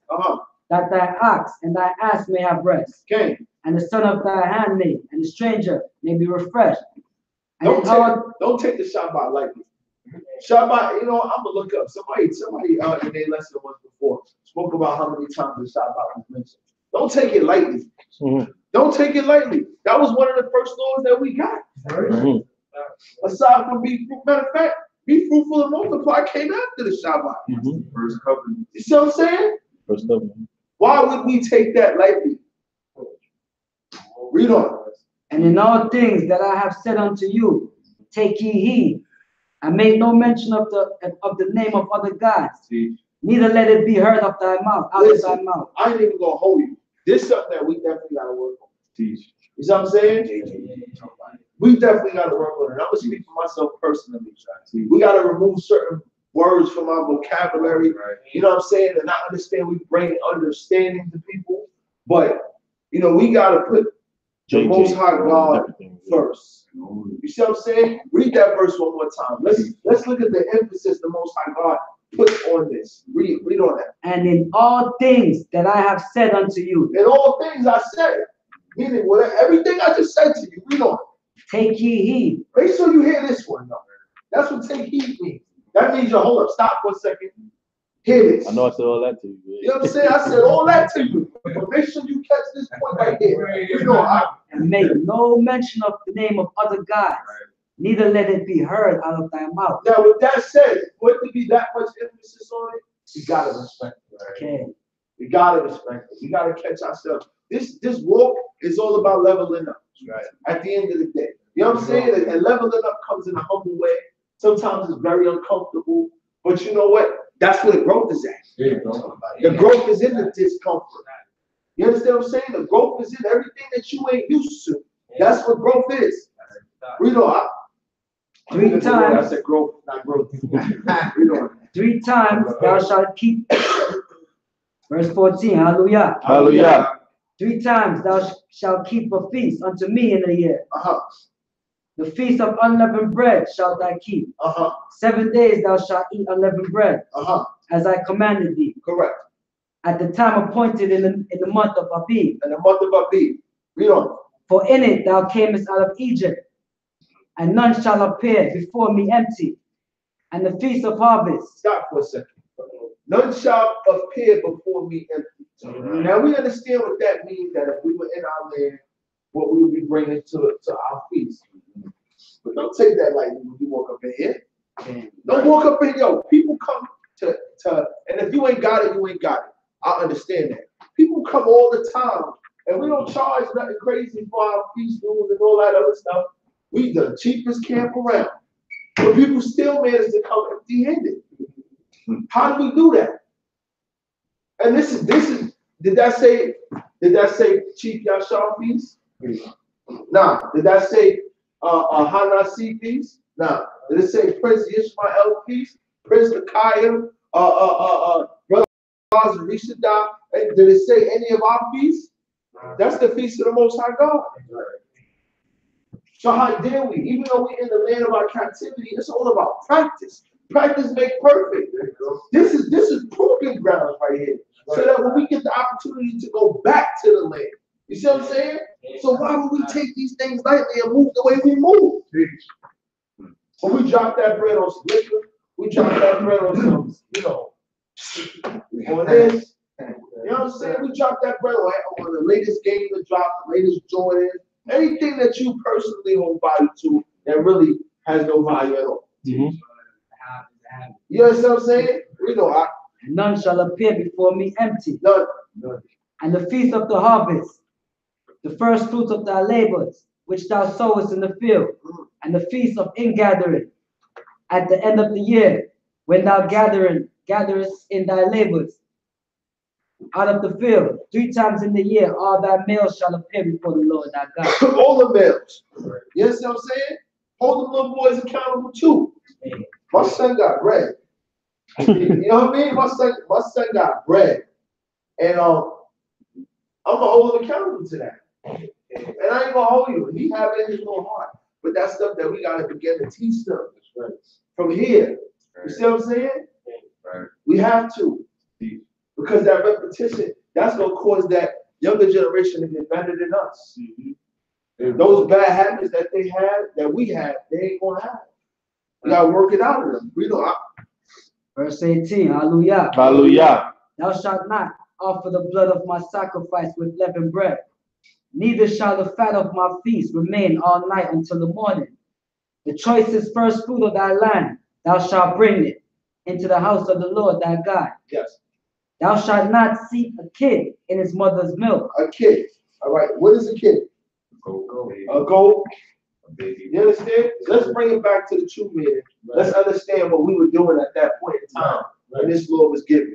A kid. You understand what I'm saying? In other words, you ain't gonna have goat cereal, kid cereal. You know what I'm saying? With goat milk. I'm just making joke. But what it says is to see. We understand that you can't seed anything on a Shabbat. To seed is to boil. You understand what I'm saying? A lot of times, in fact, if you fish, right, and you go for bluefish, right, a lot of people give you a recipe where you got to soak the bluefish in the milk because it's an oily fish, right? Those type of things you ain't going to be doing to a kid in its mother's milk. Now, this is not talking about eating a turkey burger. This This is not talking about eating a cheeseburger. You understand what I'm saying? This is specific. So we can't take from the law nor add to the law. Right. You understand what I'm Turkey saying? don't make milk. And turkey don't make milk. Yeah, turkey Chicken and don't cheese. make milk. Yeah. You understand what I'm saying? Y'all gotta, but you know, we gotta sit back and understand the origin of certain things, Right. and realize that our culture is best in our hands. Right. You see what I'm saying? Right. Our culture is best in our hands. Point blank, period. Right. We don't. Verse 20, hallelujah. Hallelujah. Behold, I send an angel before thee to keep thee by the way and to bring thee into the place which I have prepared. Take heed of him and hearken unto his voice. Be not rebellious against him, for he will not pardon your transgression. For my name is in him. But if thou shalt indeed hearken unto his voice and do all that I speak, then I will be an enemy unto thine enemies and an adversary unto thine adversaries. For mine angel shall go before thee and bring thee into the Amorite and the Hittite and the Perizzite and the Canaanites and the Hivite and the Jebusite. Who was the And I will cut them off. Who was the angel? Hornets. Who was the angel? God's messenger. It said, and my name shall be in him. Right? Who's that angel? I'm going to leave that question right there. You see what I'm saying? I'm going to leave that question right there. But see what it say, though. Understand something. It wasn't a battle that we ever fought, ever, since the conception of this earth. You understand what I'm saying? It wasn't a battle that we fought and won. The Most High God fights our battle. Right. Our job is to serve him. You see what I'm saying? When you become a worker for the Most High God, people got to answer when they get in the way of your works. They got to answer to God. You understand what I'm saying? If you're dealing with something at work because you want to learn Shabbat, you don't want to shave your beard, you don't want to eat this, you don't want to do that, and you are observing these laws, people don't put themselves against you. They think they do. You put yourself against the Most High God. That's like if I tell my daughter to go do something, and then my oldest daughter intervenes with the youngest daughter. I got a problem with you now. Because I told her to go do something, and you stepped in. So now you got to answer to me now. Yeah. That's what it is. And we got to understand that. That's why we can't stress when it comes to certain stuff. That's why you can't let certain stuff rattle you. You see what I'm saying? Because you got to understand. That's why it says, try God. That don't mean be arrogant. You know what I'm saying? Like we ain't Father Jacob. You understand what I'm saying? So when we can say, get me through this and then you'll be my God. Let that not be found in your mouth. We ain't on that level. We ain't even on that level. But what I would say is, try God. Most High God, I'm serving you. I'm doing what you told me to do. Please don't let me fail in that. You see what I'm saying? Let not these people prevail over me. I read the song every morning. Psalm 59. Read that. That's my song too. Read them. Thou shalt not bow down to their gods, nor serve them, nor do after their doings, but thou shalt utterly overthrow them, and break in pieces their pillars. And ye shall serve the Lord your God, and he will bless thy bread and thy water, and I will take sickness away from the midst of thee. And then once again it said, ye shall serve the Lord thy God. Read on. None shall miscarry, nor be barren in thy land. The numbers of thy days I will fulfill. I will send my terror before thee, and will discomfort all the people to whom thou shalt come. And I will make all thy enemies turn their backs unto thee. And I will send the hornet before thee, which shall drive out the Hivite, the Canaanite, the Hittite, and before thee, from before thee. I will not drive them out. 29, hallelujah.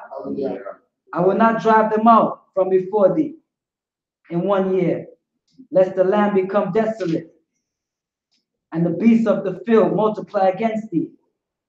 By little and little I will drive them out from before thee, until thou be in the increase and inherit the land. Most High God was prepping us for something here. Right? So I'm saying, He said, and it's a just weights and balance and everything he do.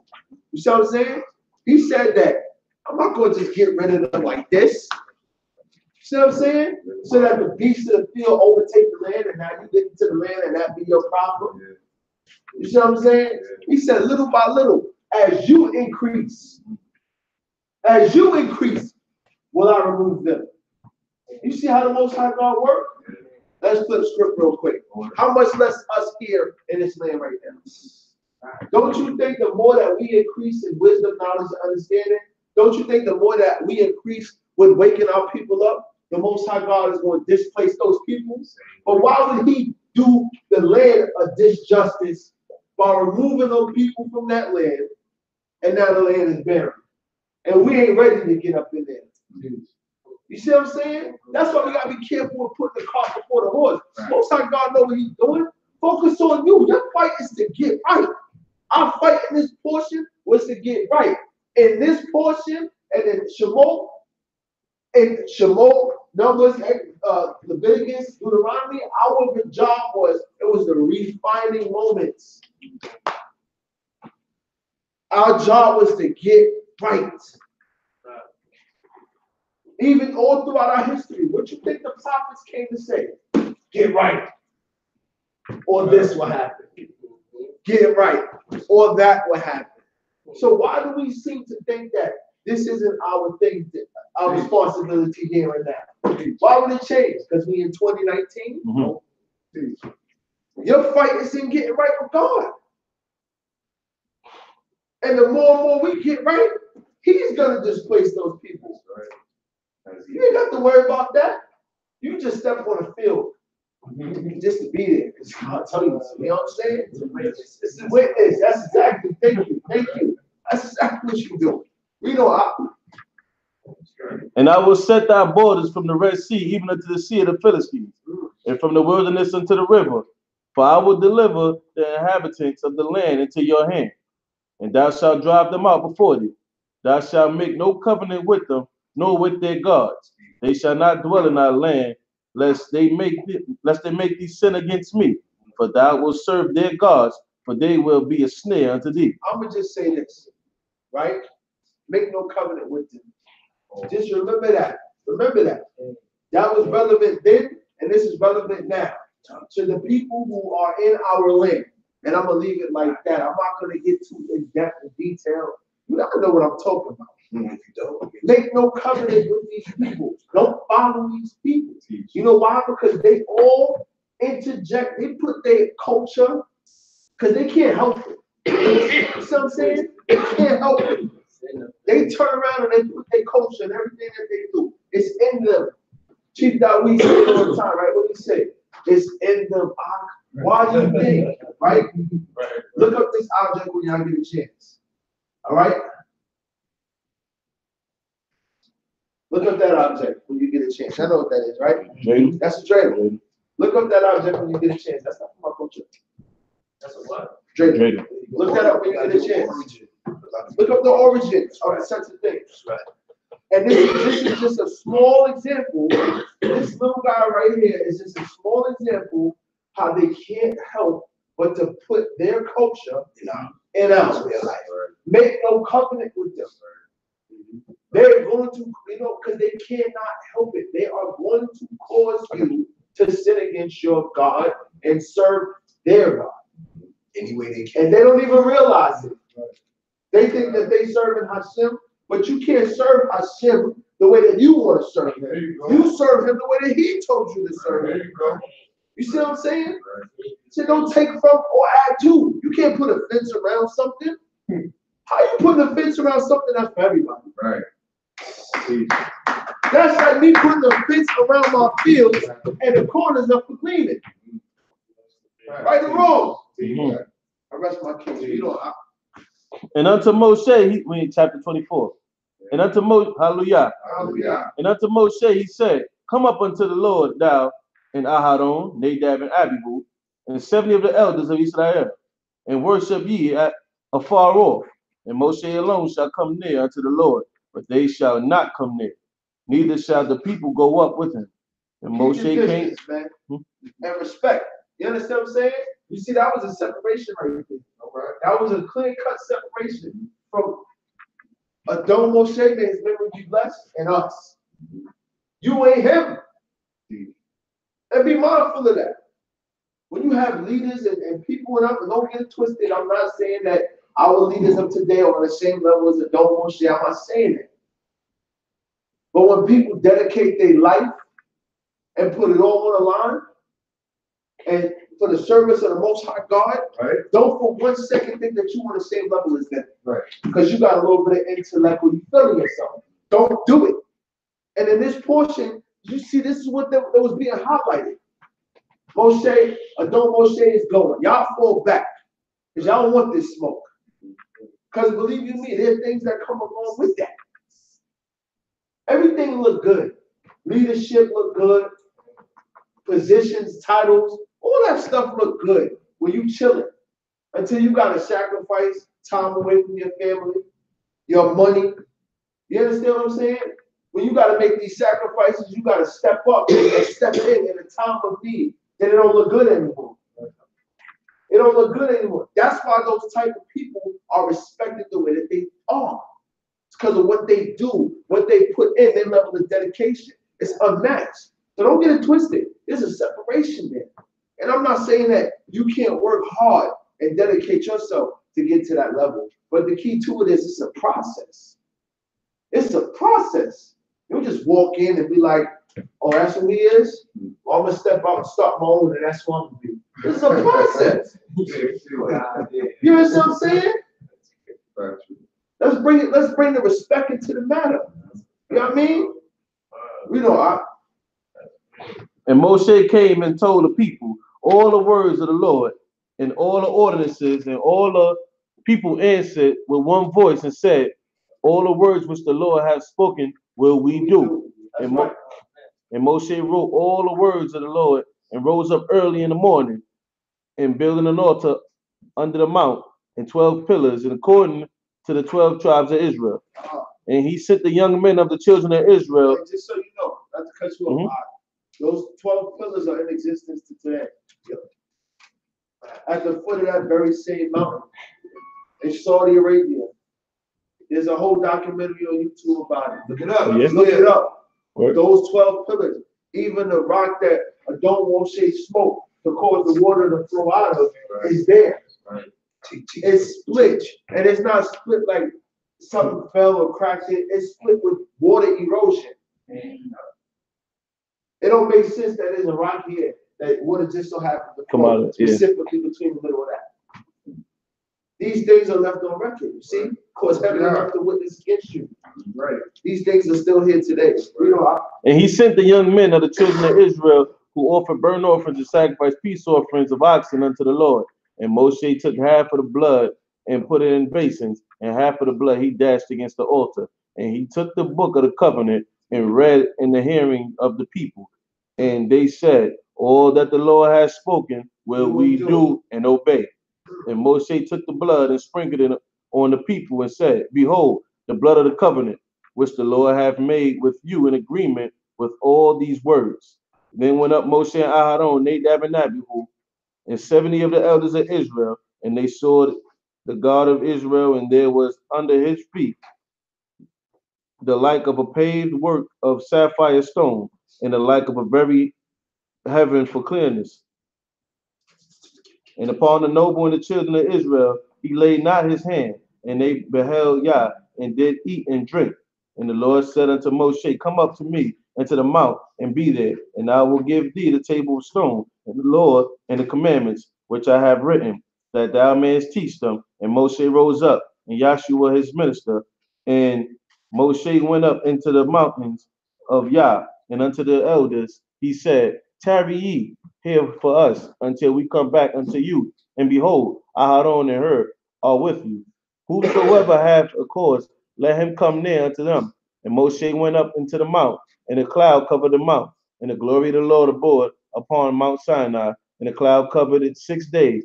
And the 7th day he called unto Moshe out of the midst of the cloud, and the appearance of the glory of Yah was like devouring fire on the top of the mount.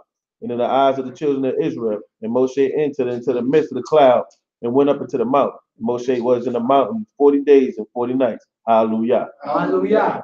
I hope y'all got something out of this portion. With that said, the portion is complete. I pray that I didn't mislead anybody. Those words are words of my own. Thank the Most High God. And I'm going to pass it on to Prince Kai, who's going to do Torah portion found in Jeremiah 34, 8 through 34, 22. Hallelujah. Hallelujah.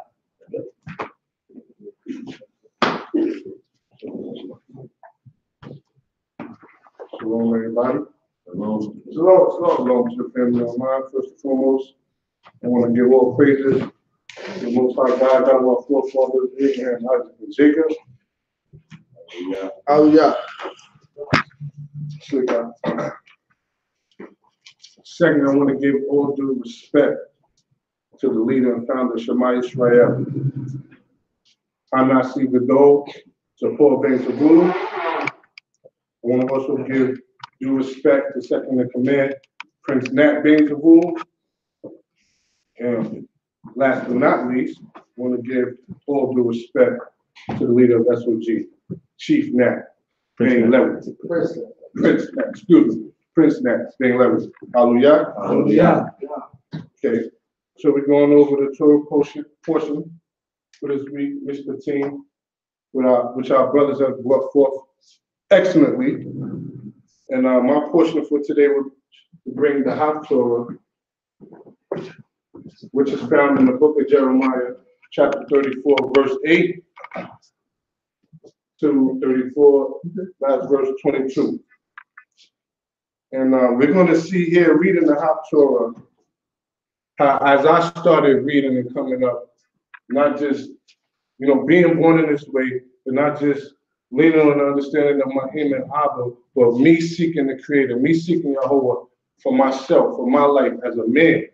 As I begin to read, you learn that in the half Torah, there's a correlation between the Torah portion, which the Lord's statutes and judgments given to us in the Torah. So when in the half Torah, which a lot of times deals with the prophets, of what we're actually doing or not doing with the Lord's statutes and judgments. So let's get into it. With no further ado, Jeremiah. We're in the book of Jeremiah, chapter 34, and we're going to start at verse 8.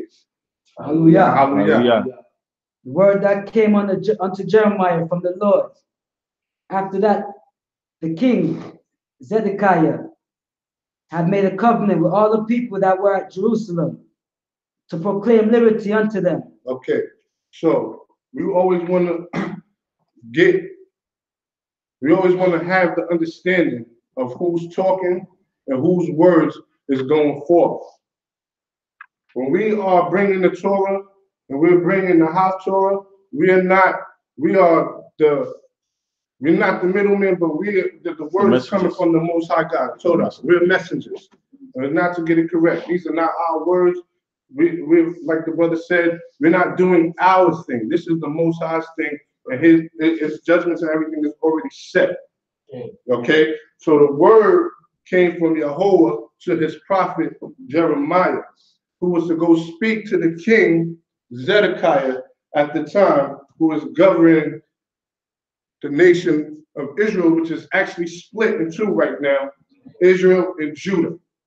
Okay, which we know Israel is being conquered by the Assyrians, and makes a good point of our Torah portion, Mishpatim, judgments, because right now judgment is upon us in this book, and we're going to read why.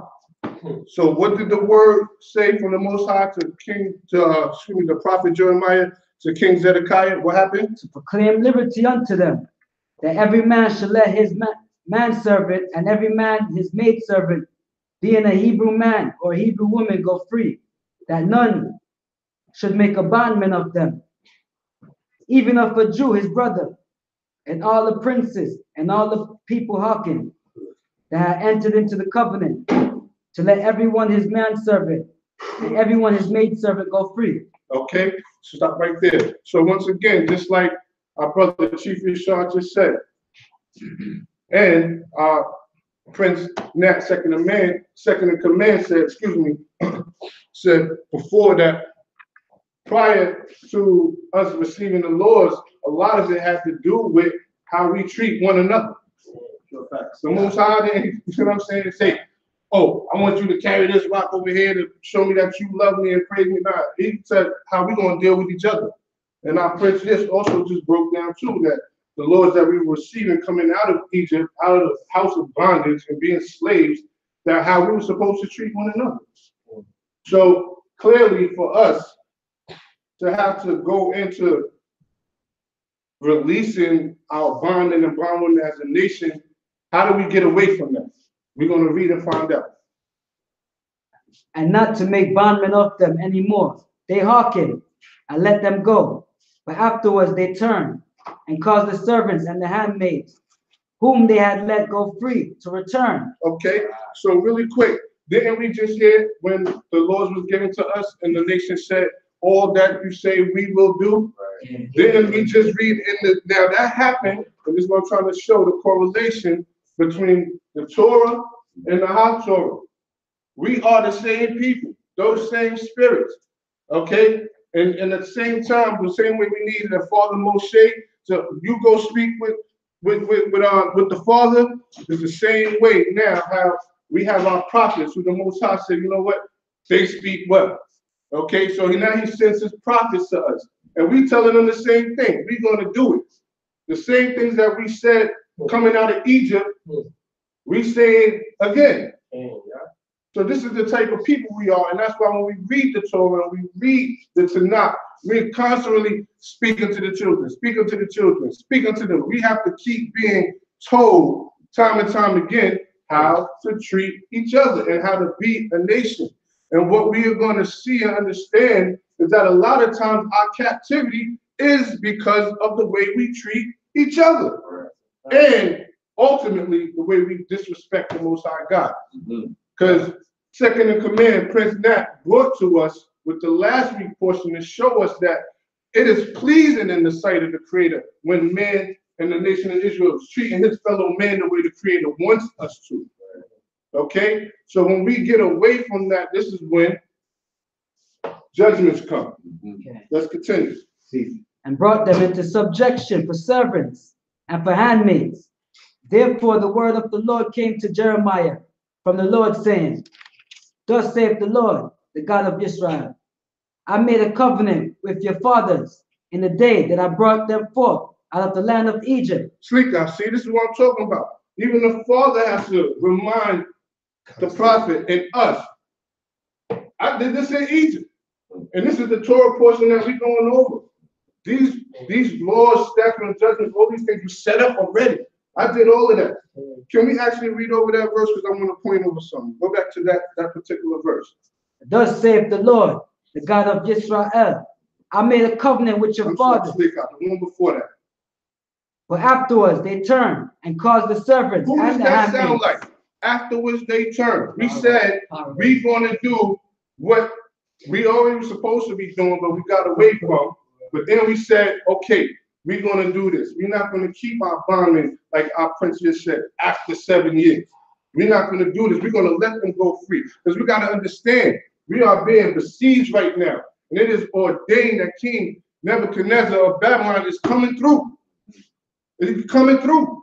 It's taking it over. And anytime the Most High allows anybody to take over anything that belongs to anyone in the nation of Israel, is because we are not doing right. Okay? And who did we just come from? In the book of Shemot, who said, yeah, y'all could go, and then let us go, and then turn around and say, no, nah, the Pharaoh. So we are no different than the Pharaoh.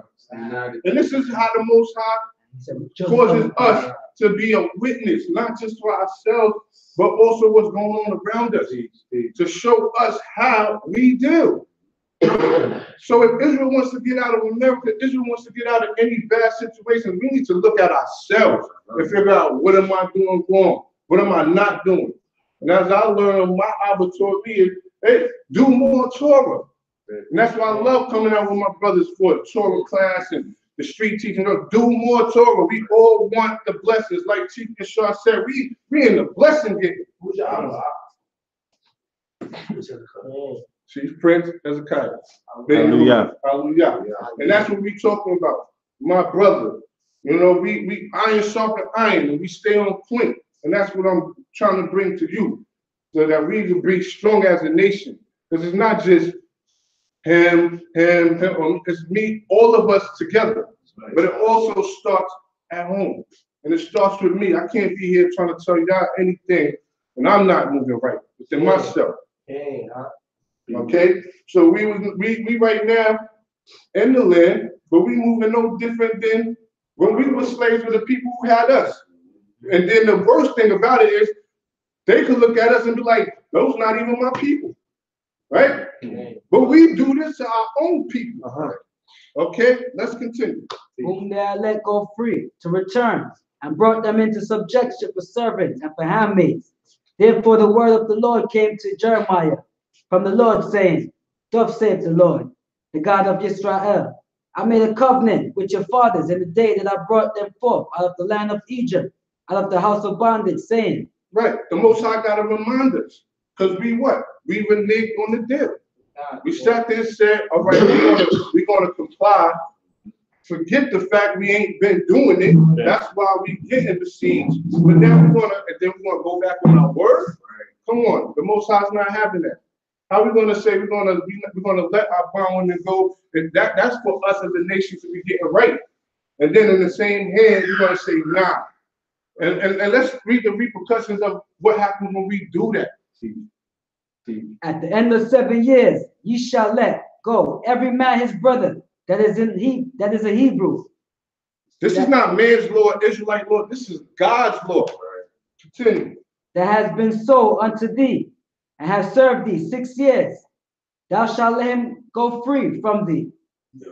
But your fathers hearken not unto me, neither incline their ears.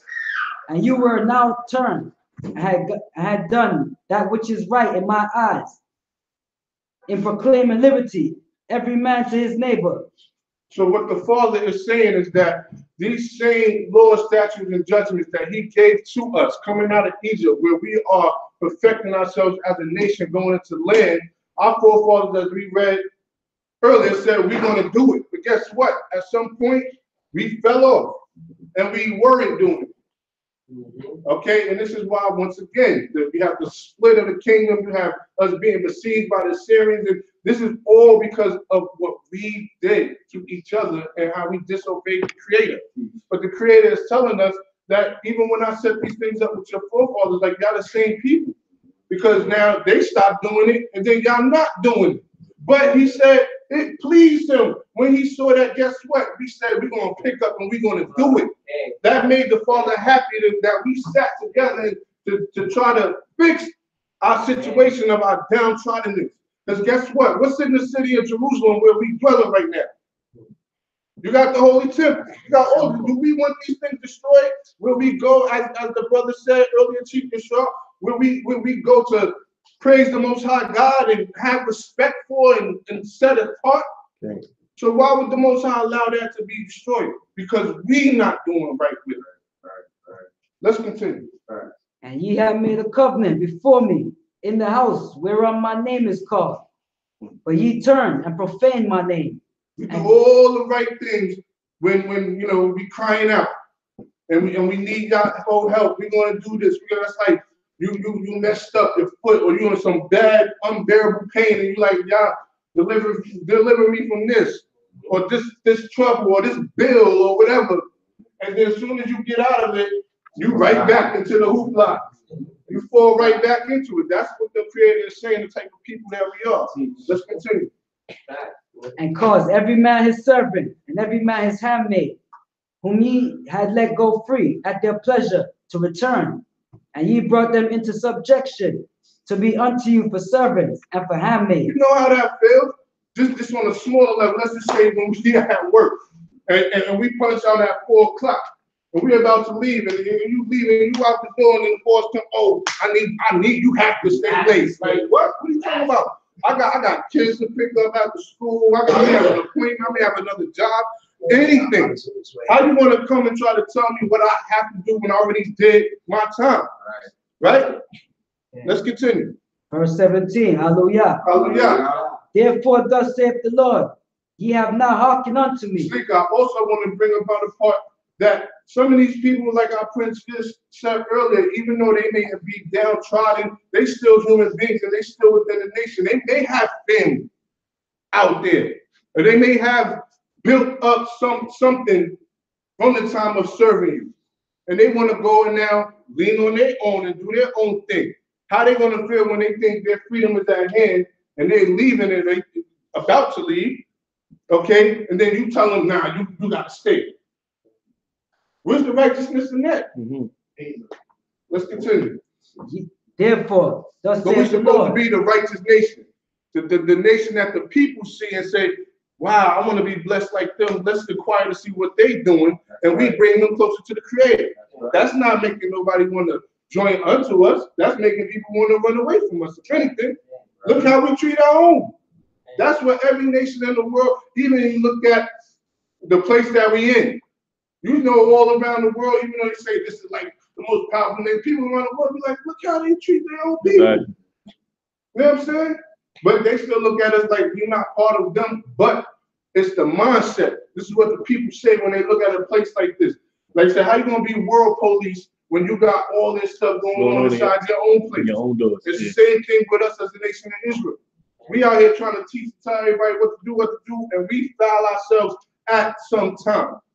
But the good thing, and we say hallelujah to the Creator because He leaves on record a way for us to repent and to Yahshua, to return unto Him. Hallelujah. Let's continue. Hallelujah. Thus saith the Lord, ye have not hearkened unto me to proclaim liberty, every man to his brother, We ain't listen. and every man to his neighbor. Behold, I proclaim for you a liberty, saith the Lord, unto the sword, unto the pestilence, and unto the famine. And I will make you a horror unto all the kingdoms of the earth. So that's how we're going to be freed from the mindset that we under, that we felt like we could renege on something that we told the Creator want to do. So now He said, you know what? I'm just going to relieve you of your life. How about that? That's what liberty you have. What liberty or freedom you want to have if I let another kingdom come in here and take what's precious to you? Imagine something like we just went over somebody breaking into your house and all of that, and you can't find it. Imagine somebody walk up in your house and just sit in your favorite chair like how Nazi say, stirring in your cup. You're not going to like that. Let's continue. Verse 18, hallelujah. Hallelujah.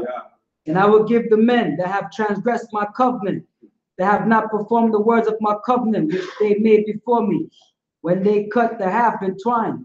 This is how just, speak out. This is how just the Creator is. Everyone, we know everyone don't go off. There are some that will move right.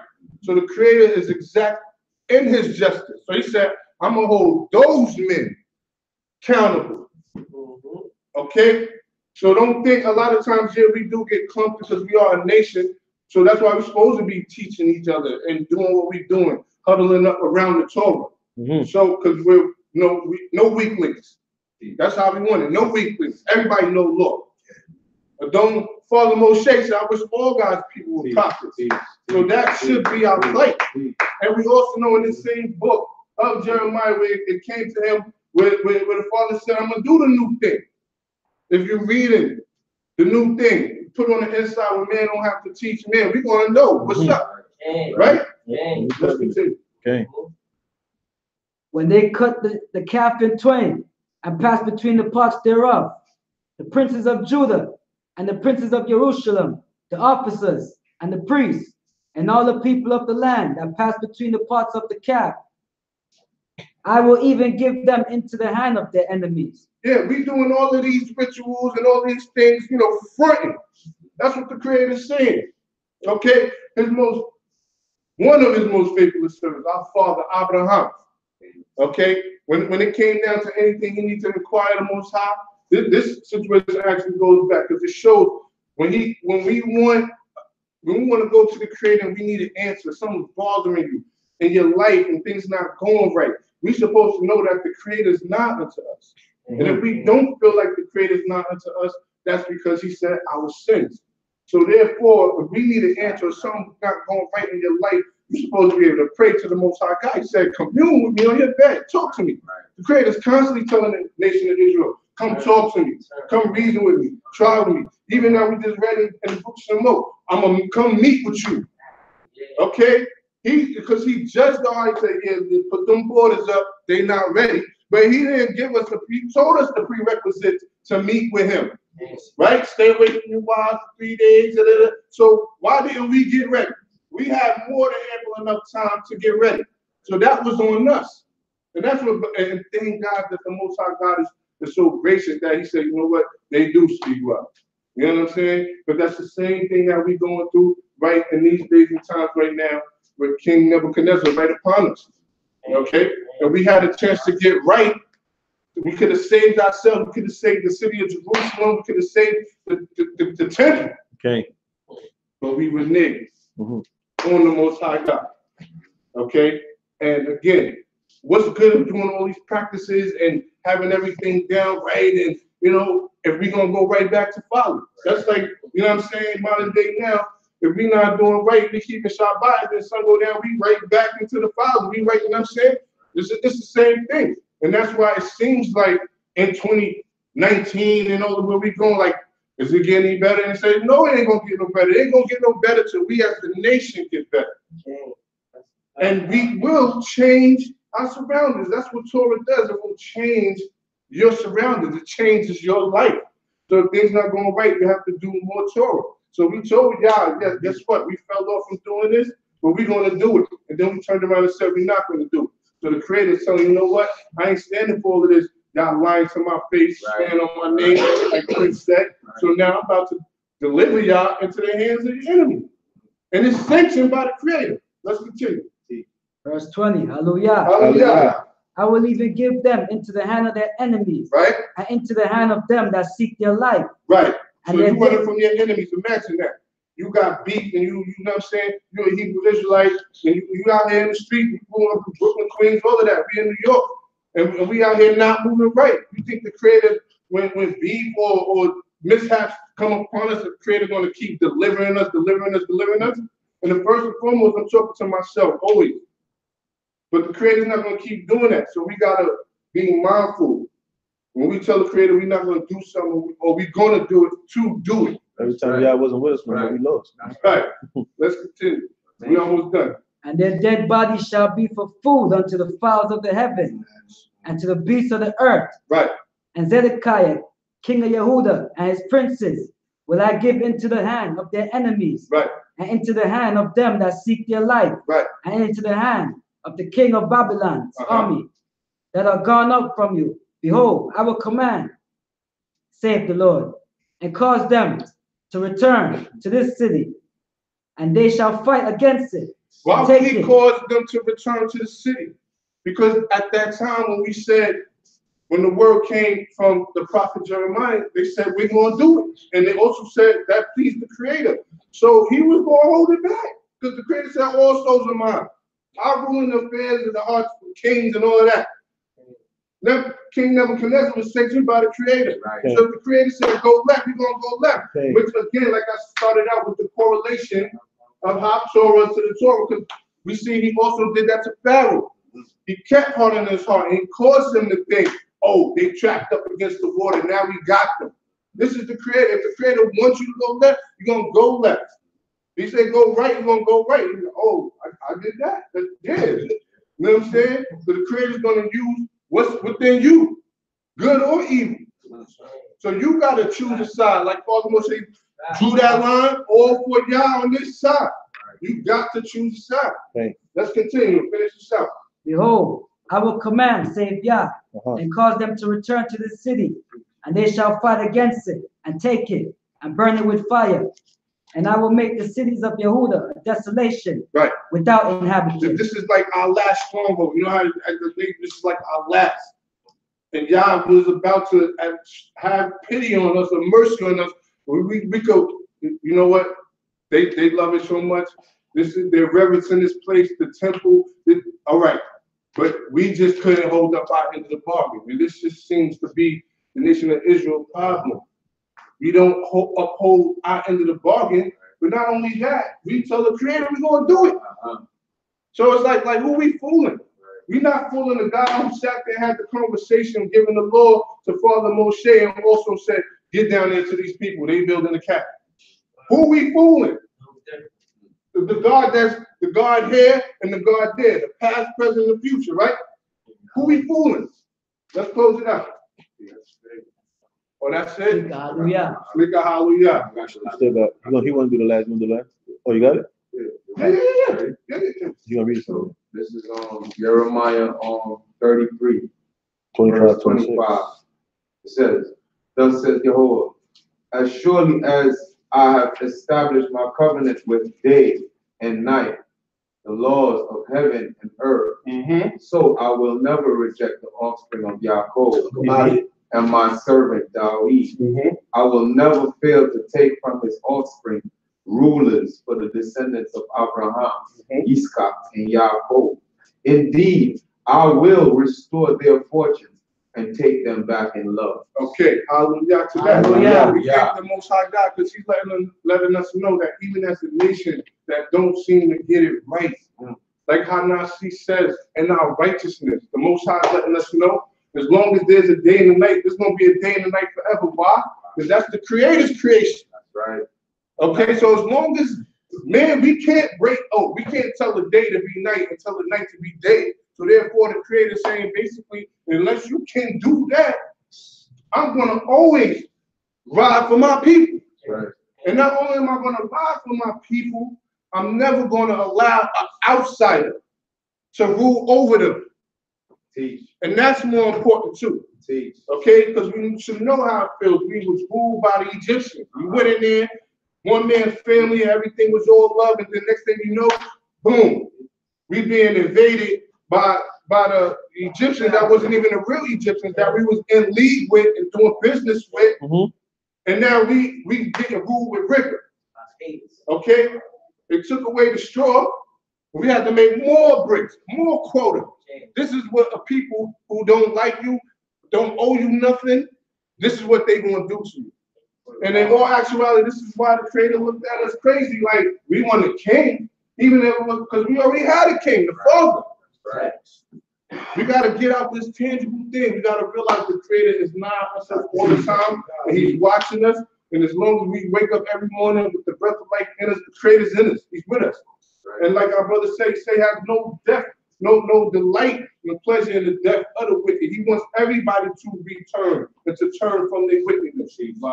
But the righteous do not turn. And with that, I say, hallelujah. Torah for this platform. Torah to my brothers for coming out and having me a part of it. Hallelujah. Hallelujah. Shema. Hallelujah. Hallelujah. Torah, another day of life. And we may be able to come together, praise your name, and read up on your laws. Here and all over, even with our family online. I want to say Torah for the breath of life. Torah for food, shelter, clothing, and family. Torah for everything. Hallelujah. Hallelujah. Hallelujah. Hallelujah. Hallelujah. Hallelujah. We pay homage. We pay homage to God Abraham. to the God of Abraham, The power of Ishak. the power of Ishak, The power of Israel. the power of Israel. Hallelujah. Hallelujah. Hallelujah. Hallelujah. Hallelujah. Hallelujah. Praise the Lord. Praise the Lord. Before we go, I just want to let our family know we got them albums hardcover. They coming next week. We got the sweaters and the t-shirts. They here on sale. T-shirts is 25, sweaters is 50. You can hit us via email. Stay tuned tomorrow evening for the Rev Shabbat service brought to you by our sisters. Also, our regular service begins every Shabbat at 10:30 sharp. This Shabbat is DOZ Shabbat, known as Zion. We'll be starting at 10:45 for the news for breakfast. All right, tune in. Any questions or comments, shoot us an email. ShemaYisrael297@gmail.com. Shalom. Hold on. Say it again. Oh, that's right. So we got the new moon service. Thank you, brother Yadar. Come on to the camera, bro. His brother, my brother Yadar is gonna be doing the new moon service. We bring it, sir. We working over here. Yeah. All right. Yes, sir. Monday, Monday evening Monday evening. begins the month of Adar. Month of Adar. Hallelujah. My brother's gonna be here, he's gonna do his lesson. So stay tuned, all right? Hallelujah. Hallelujah. Amen.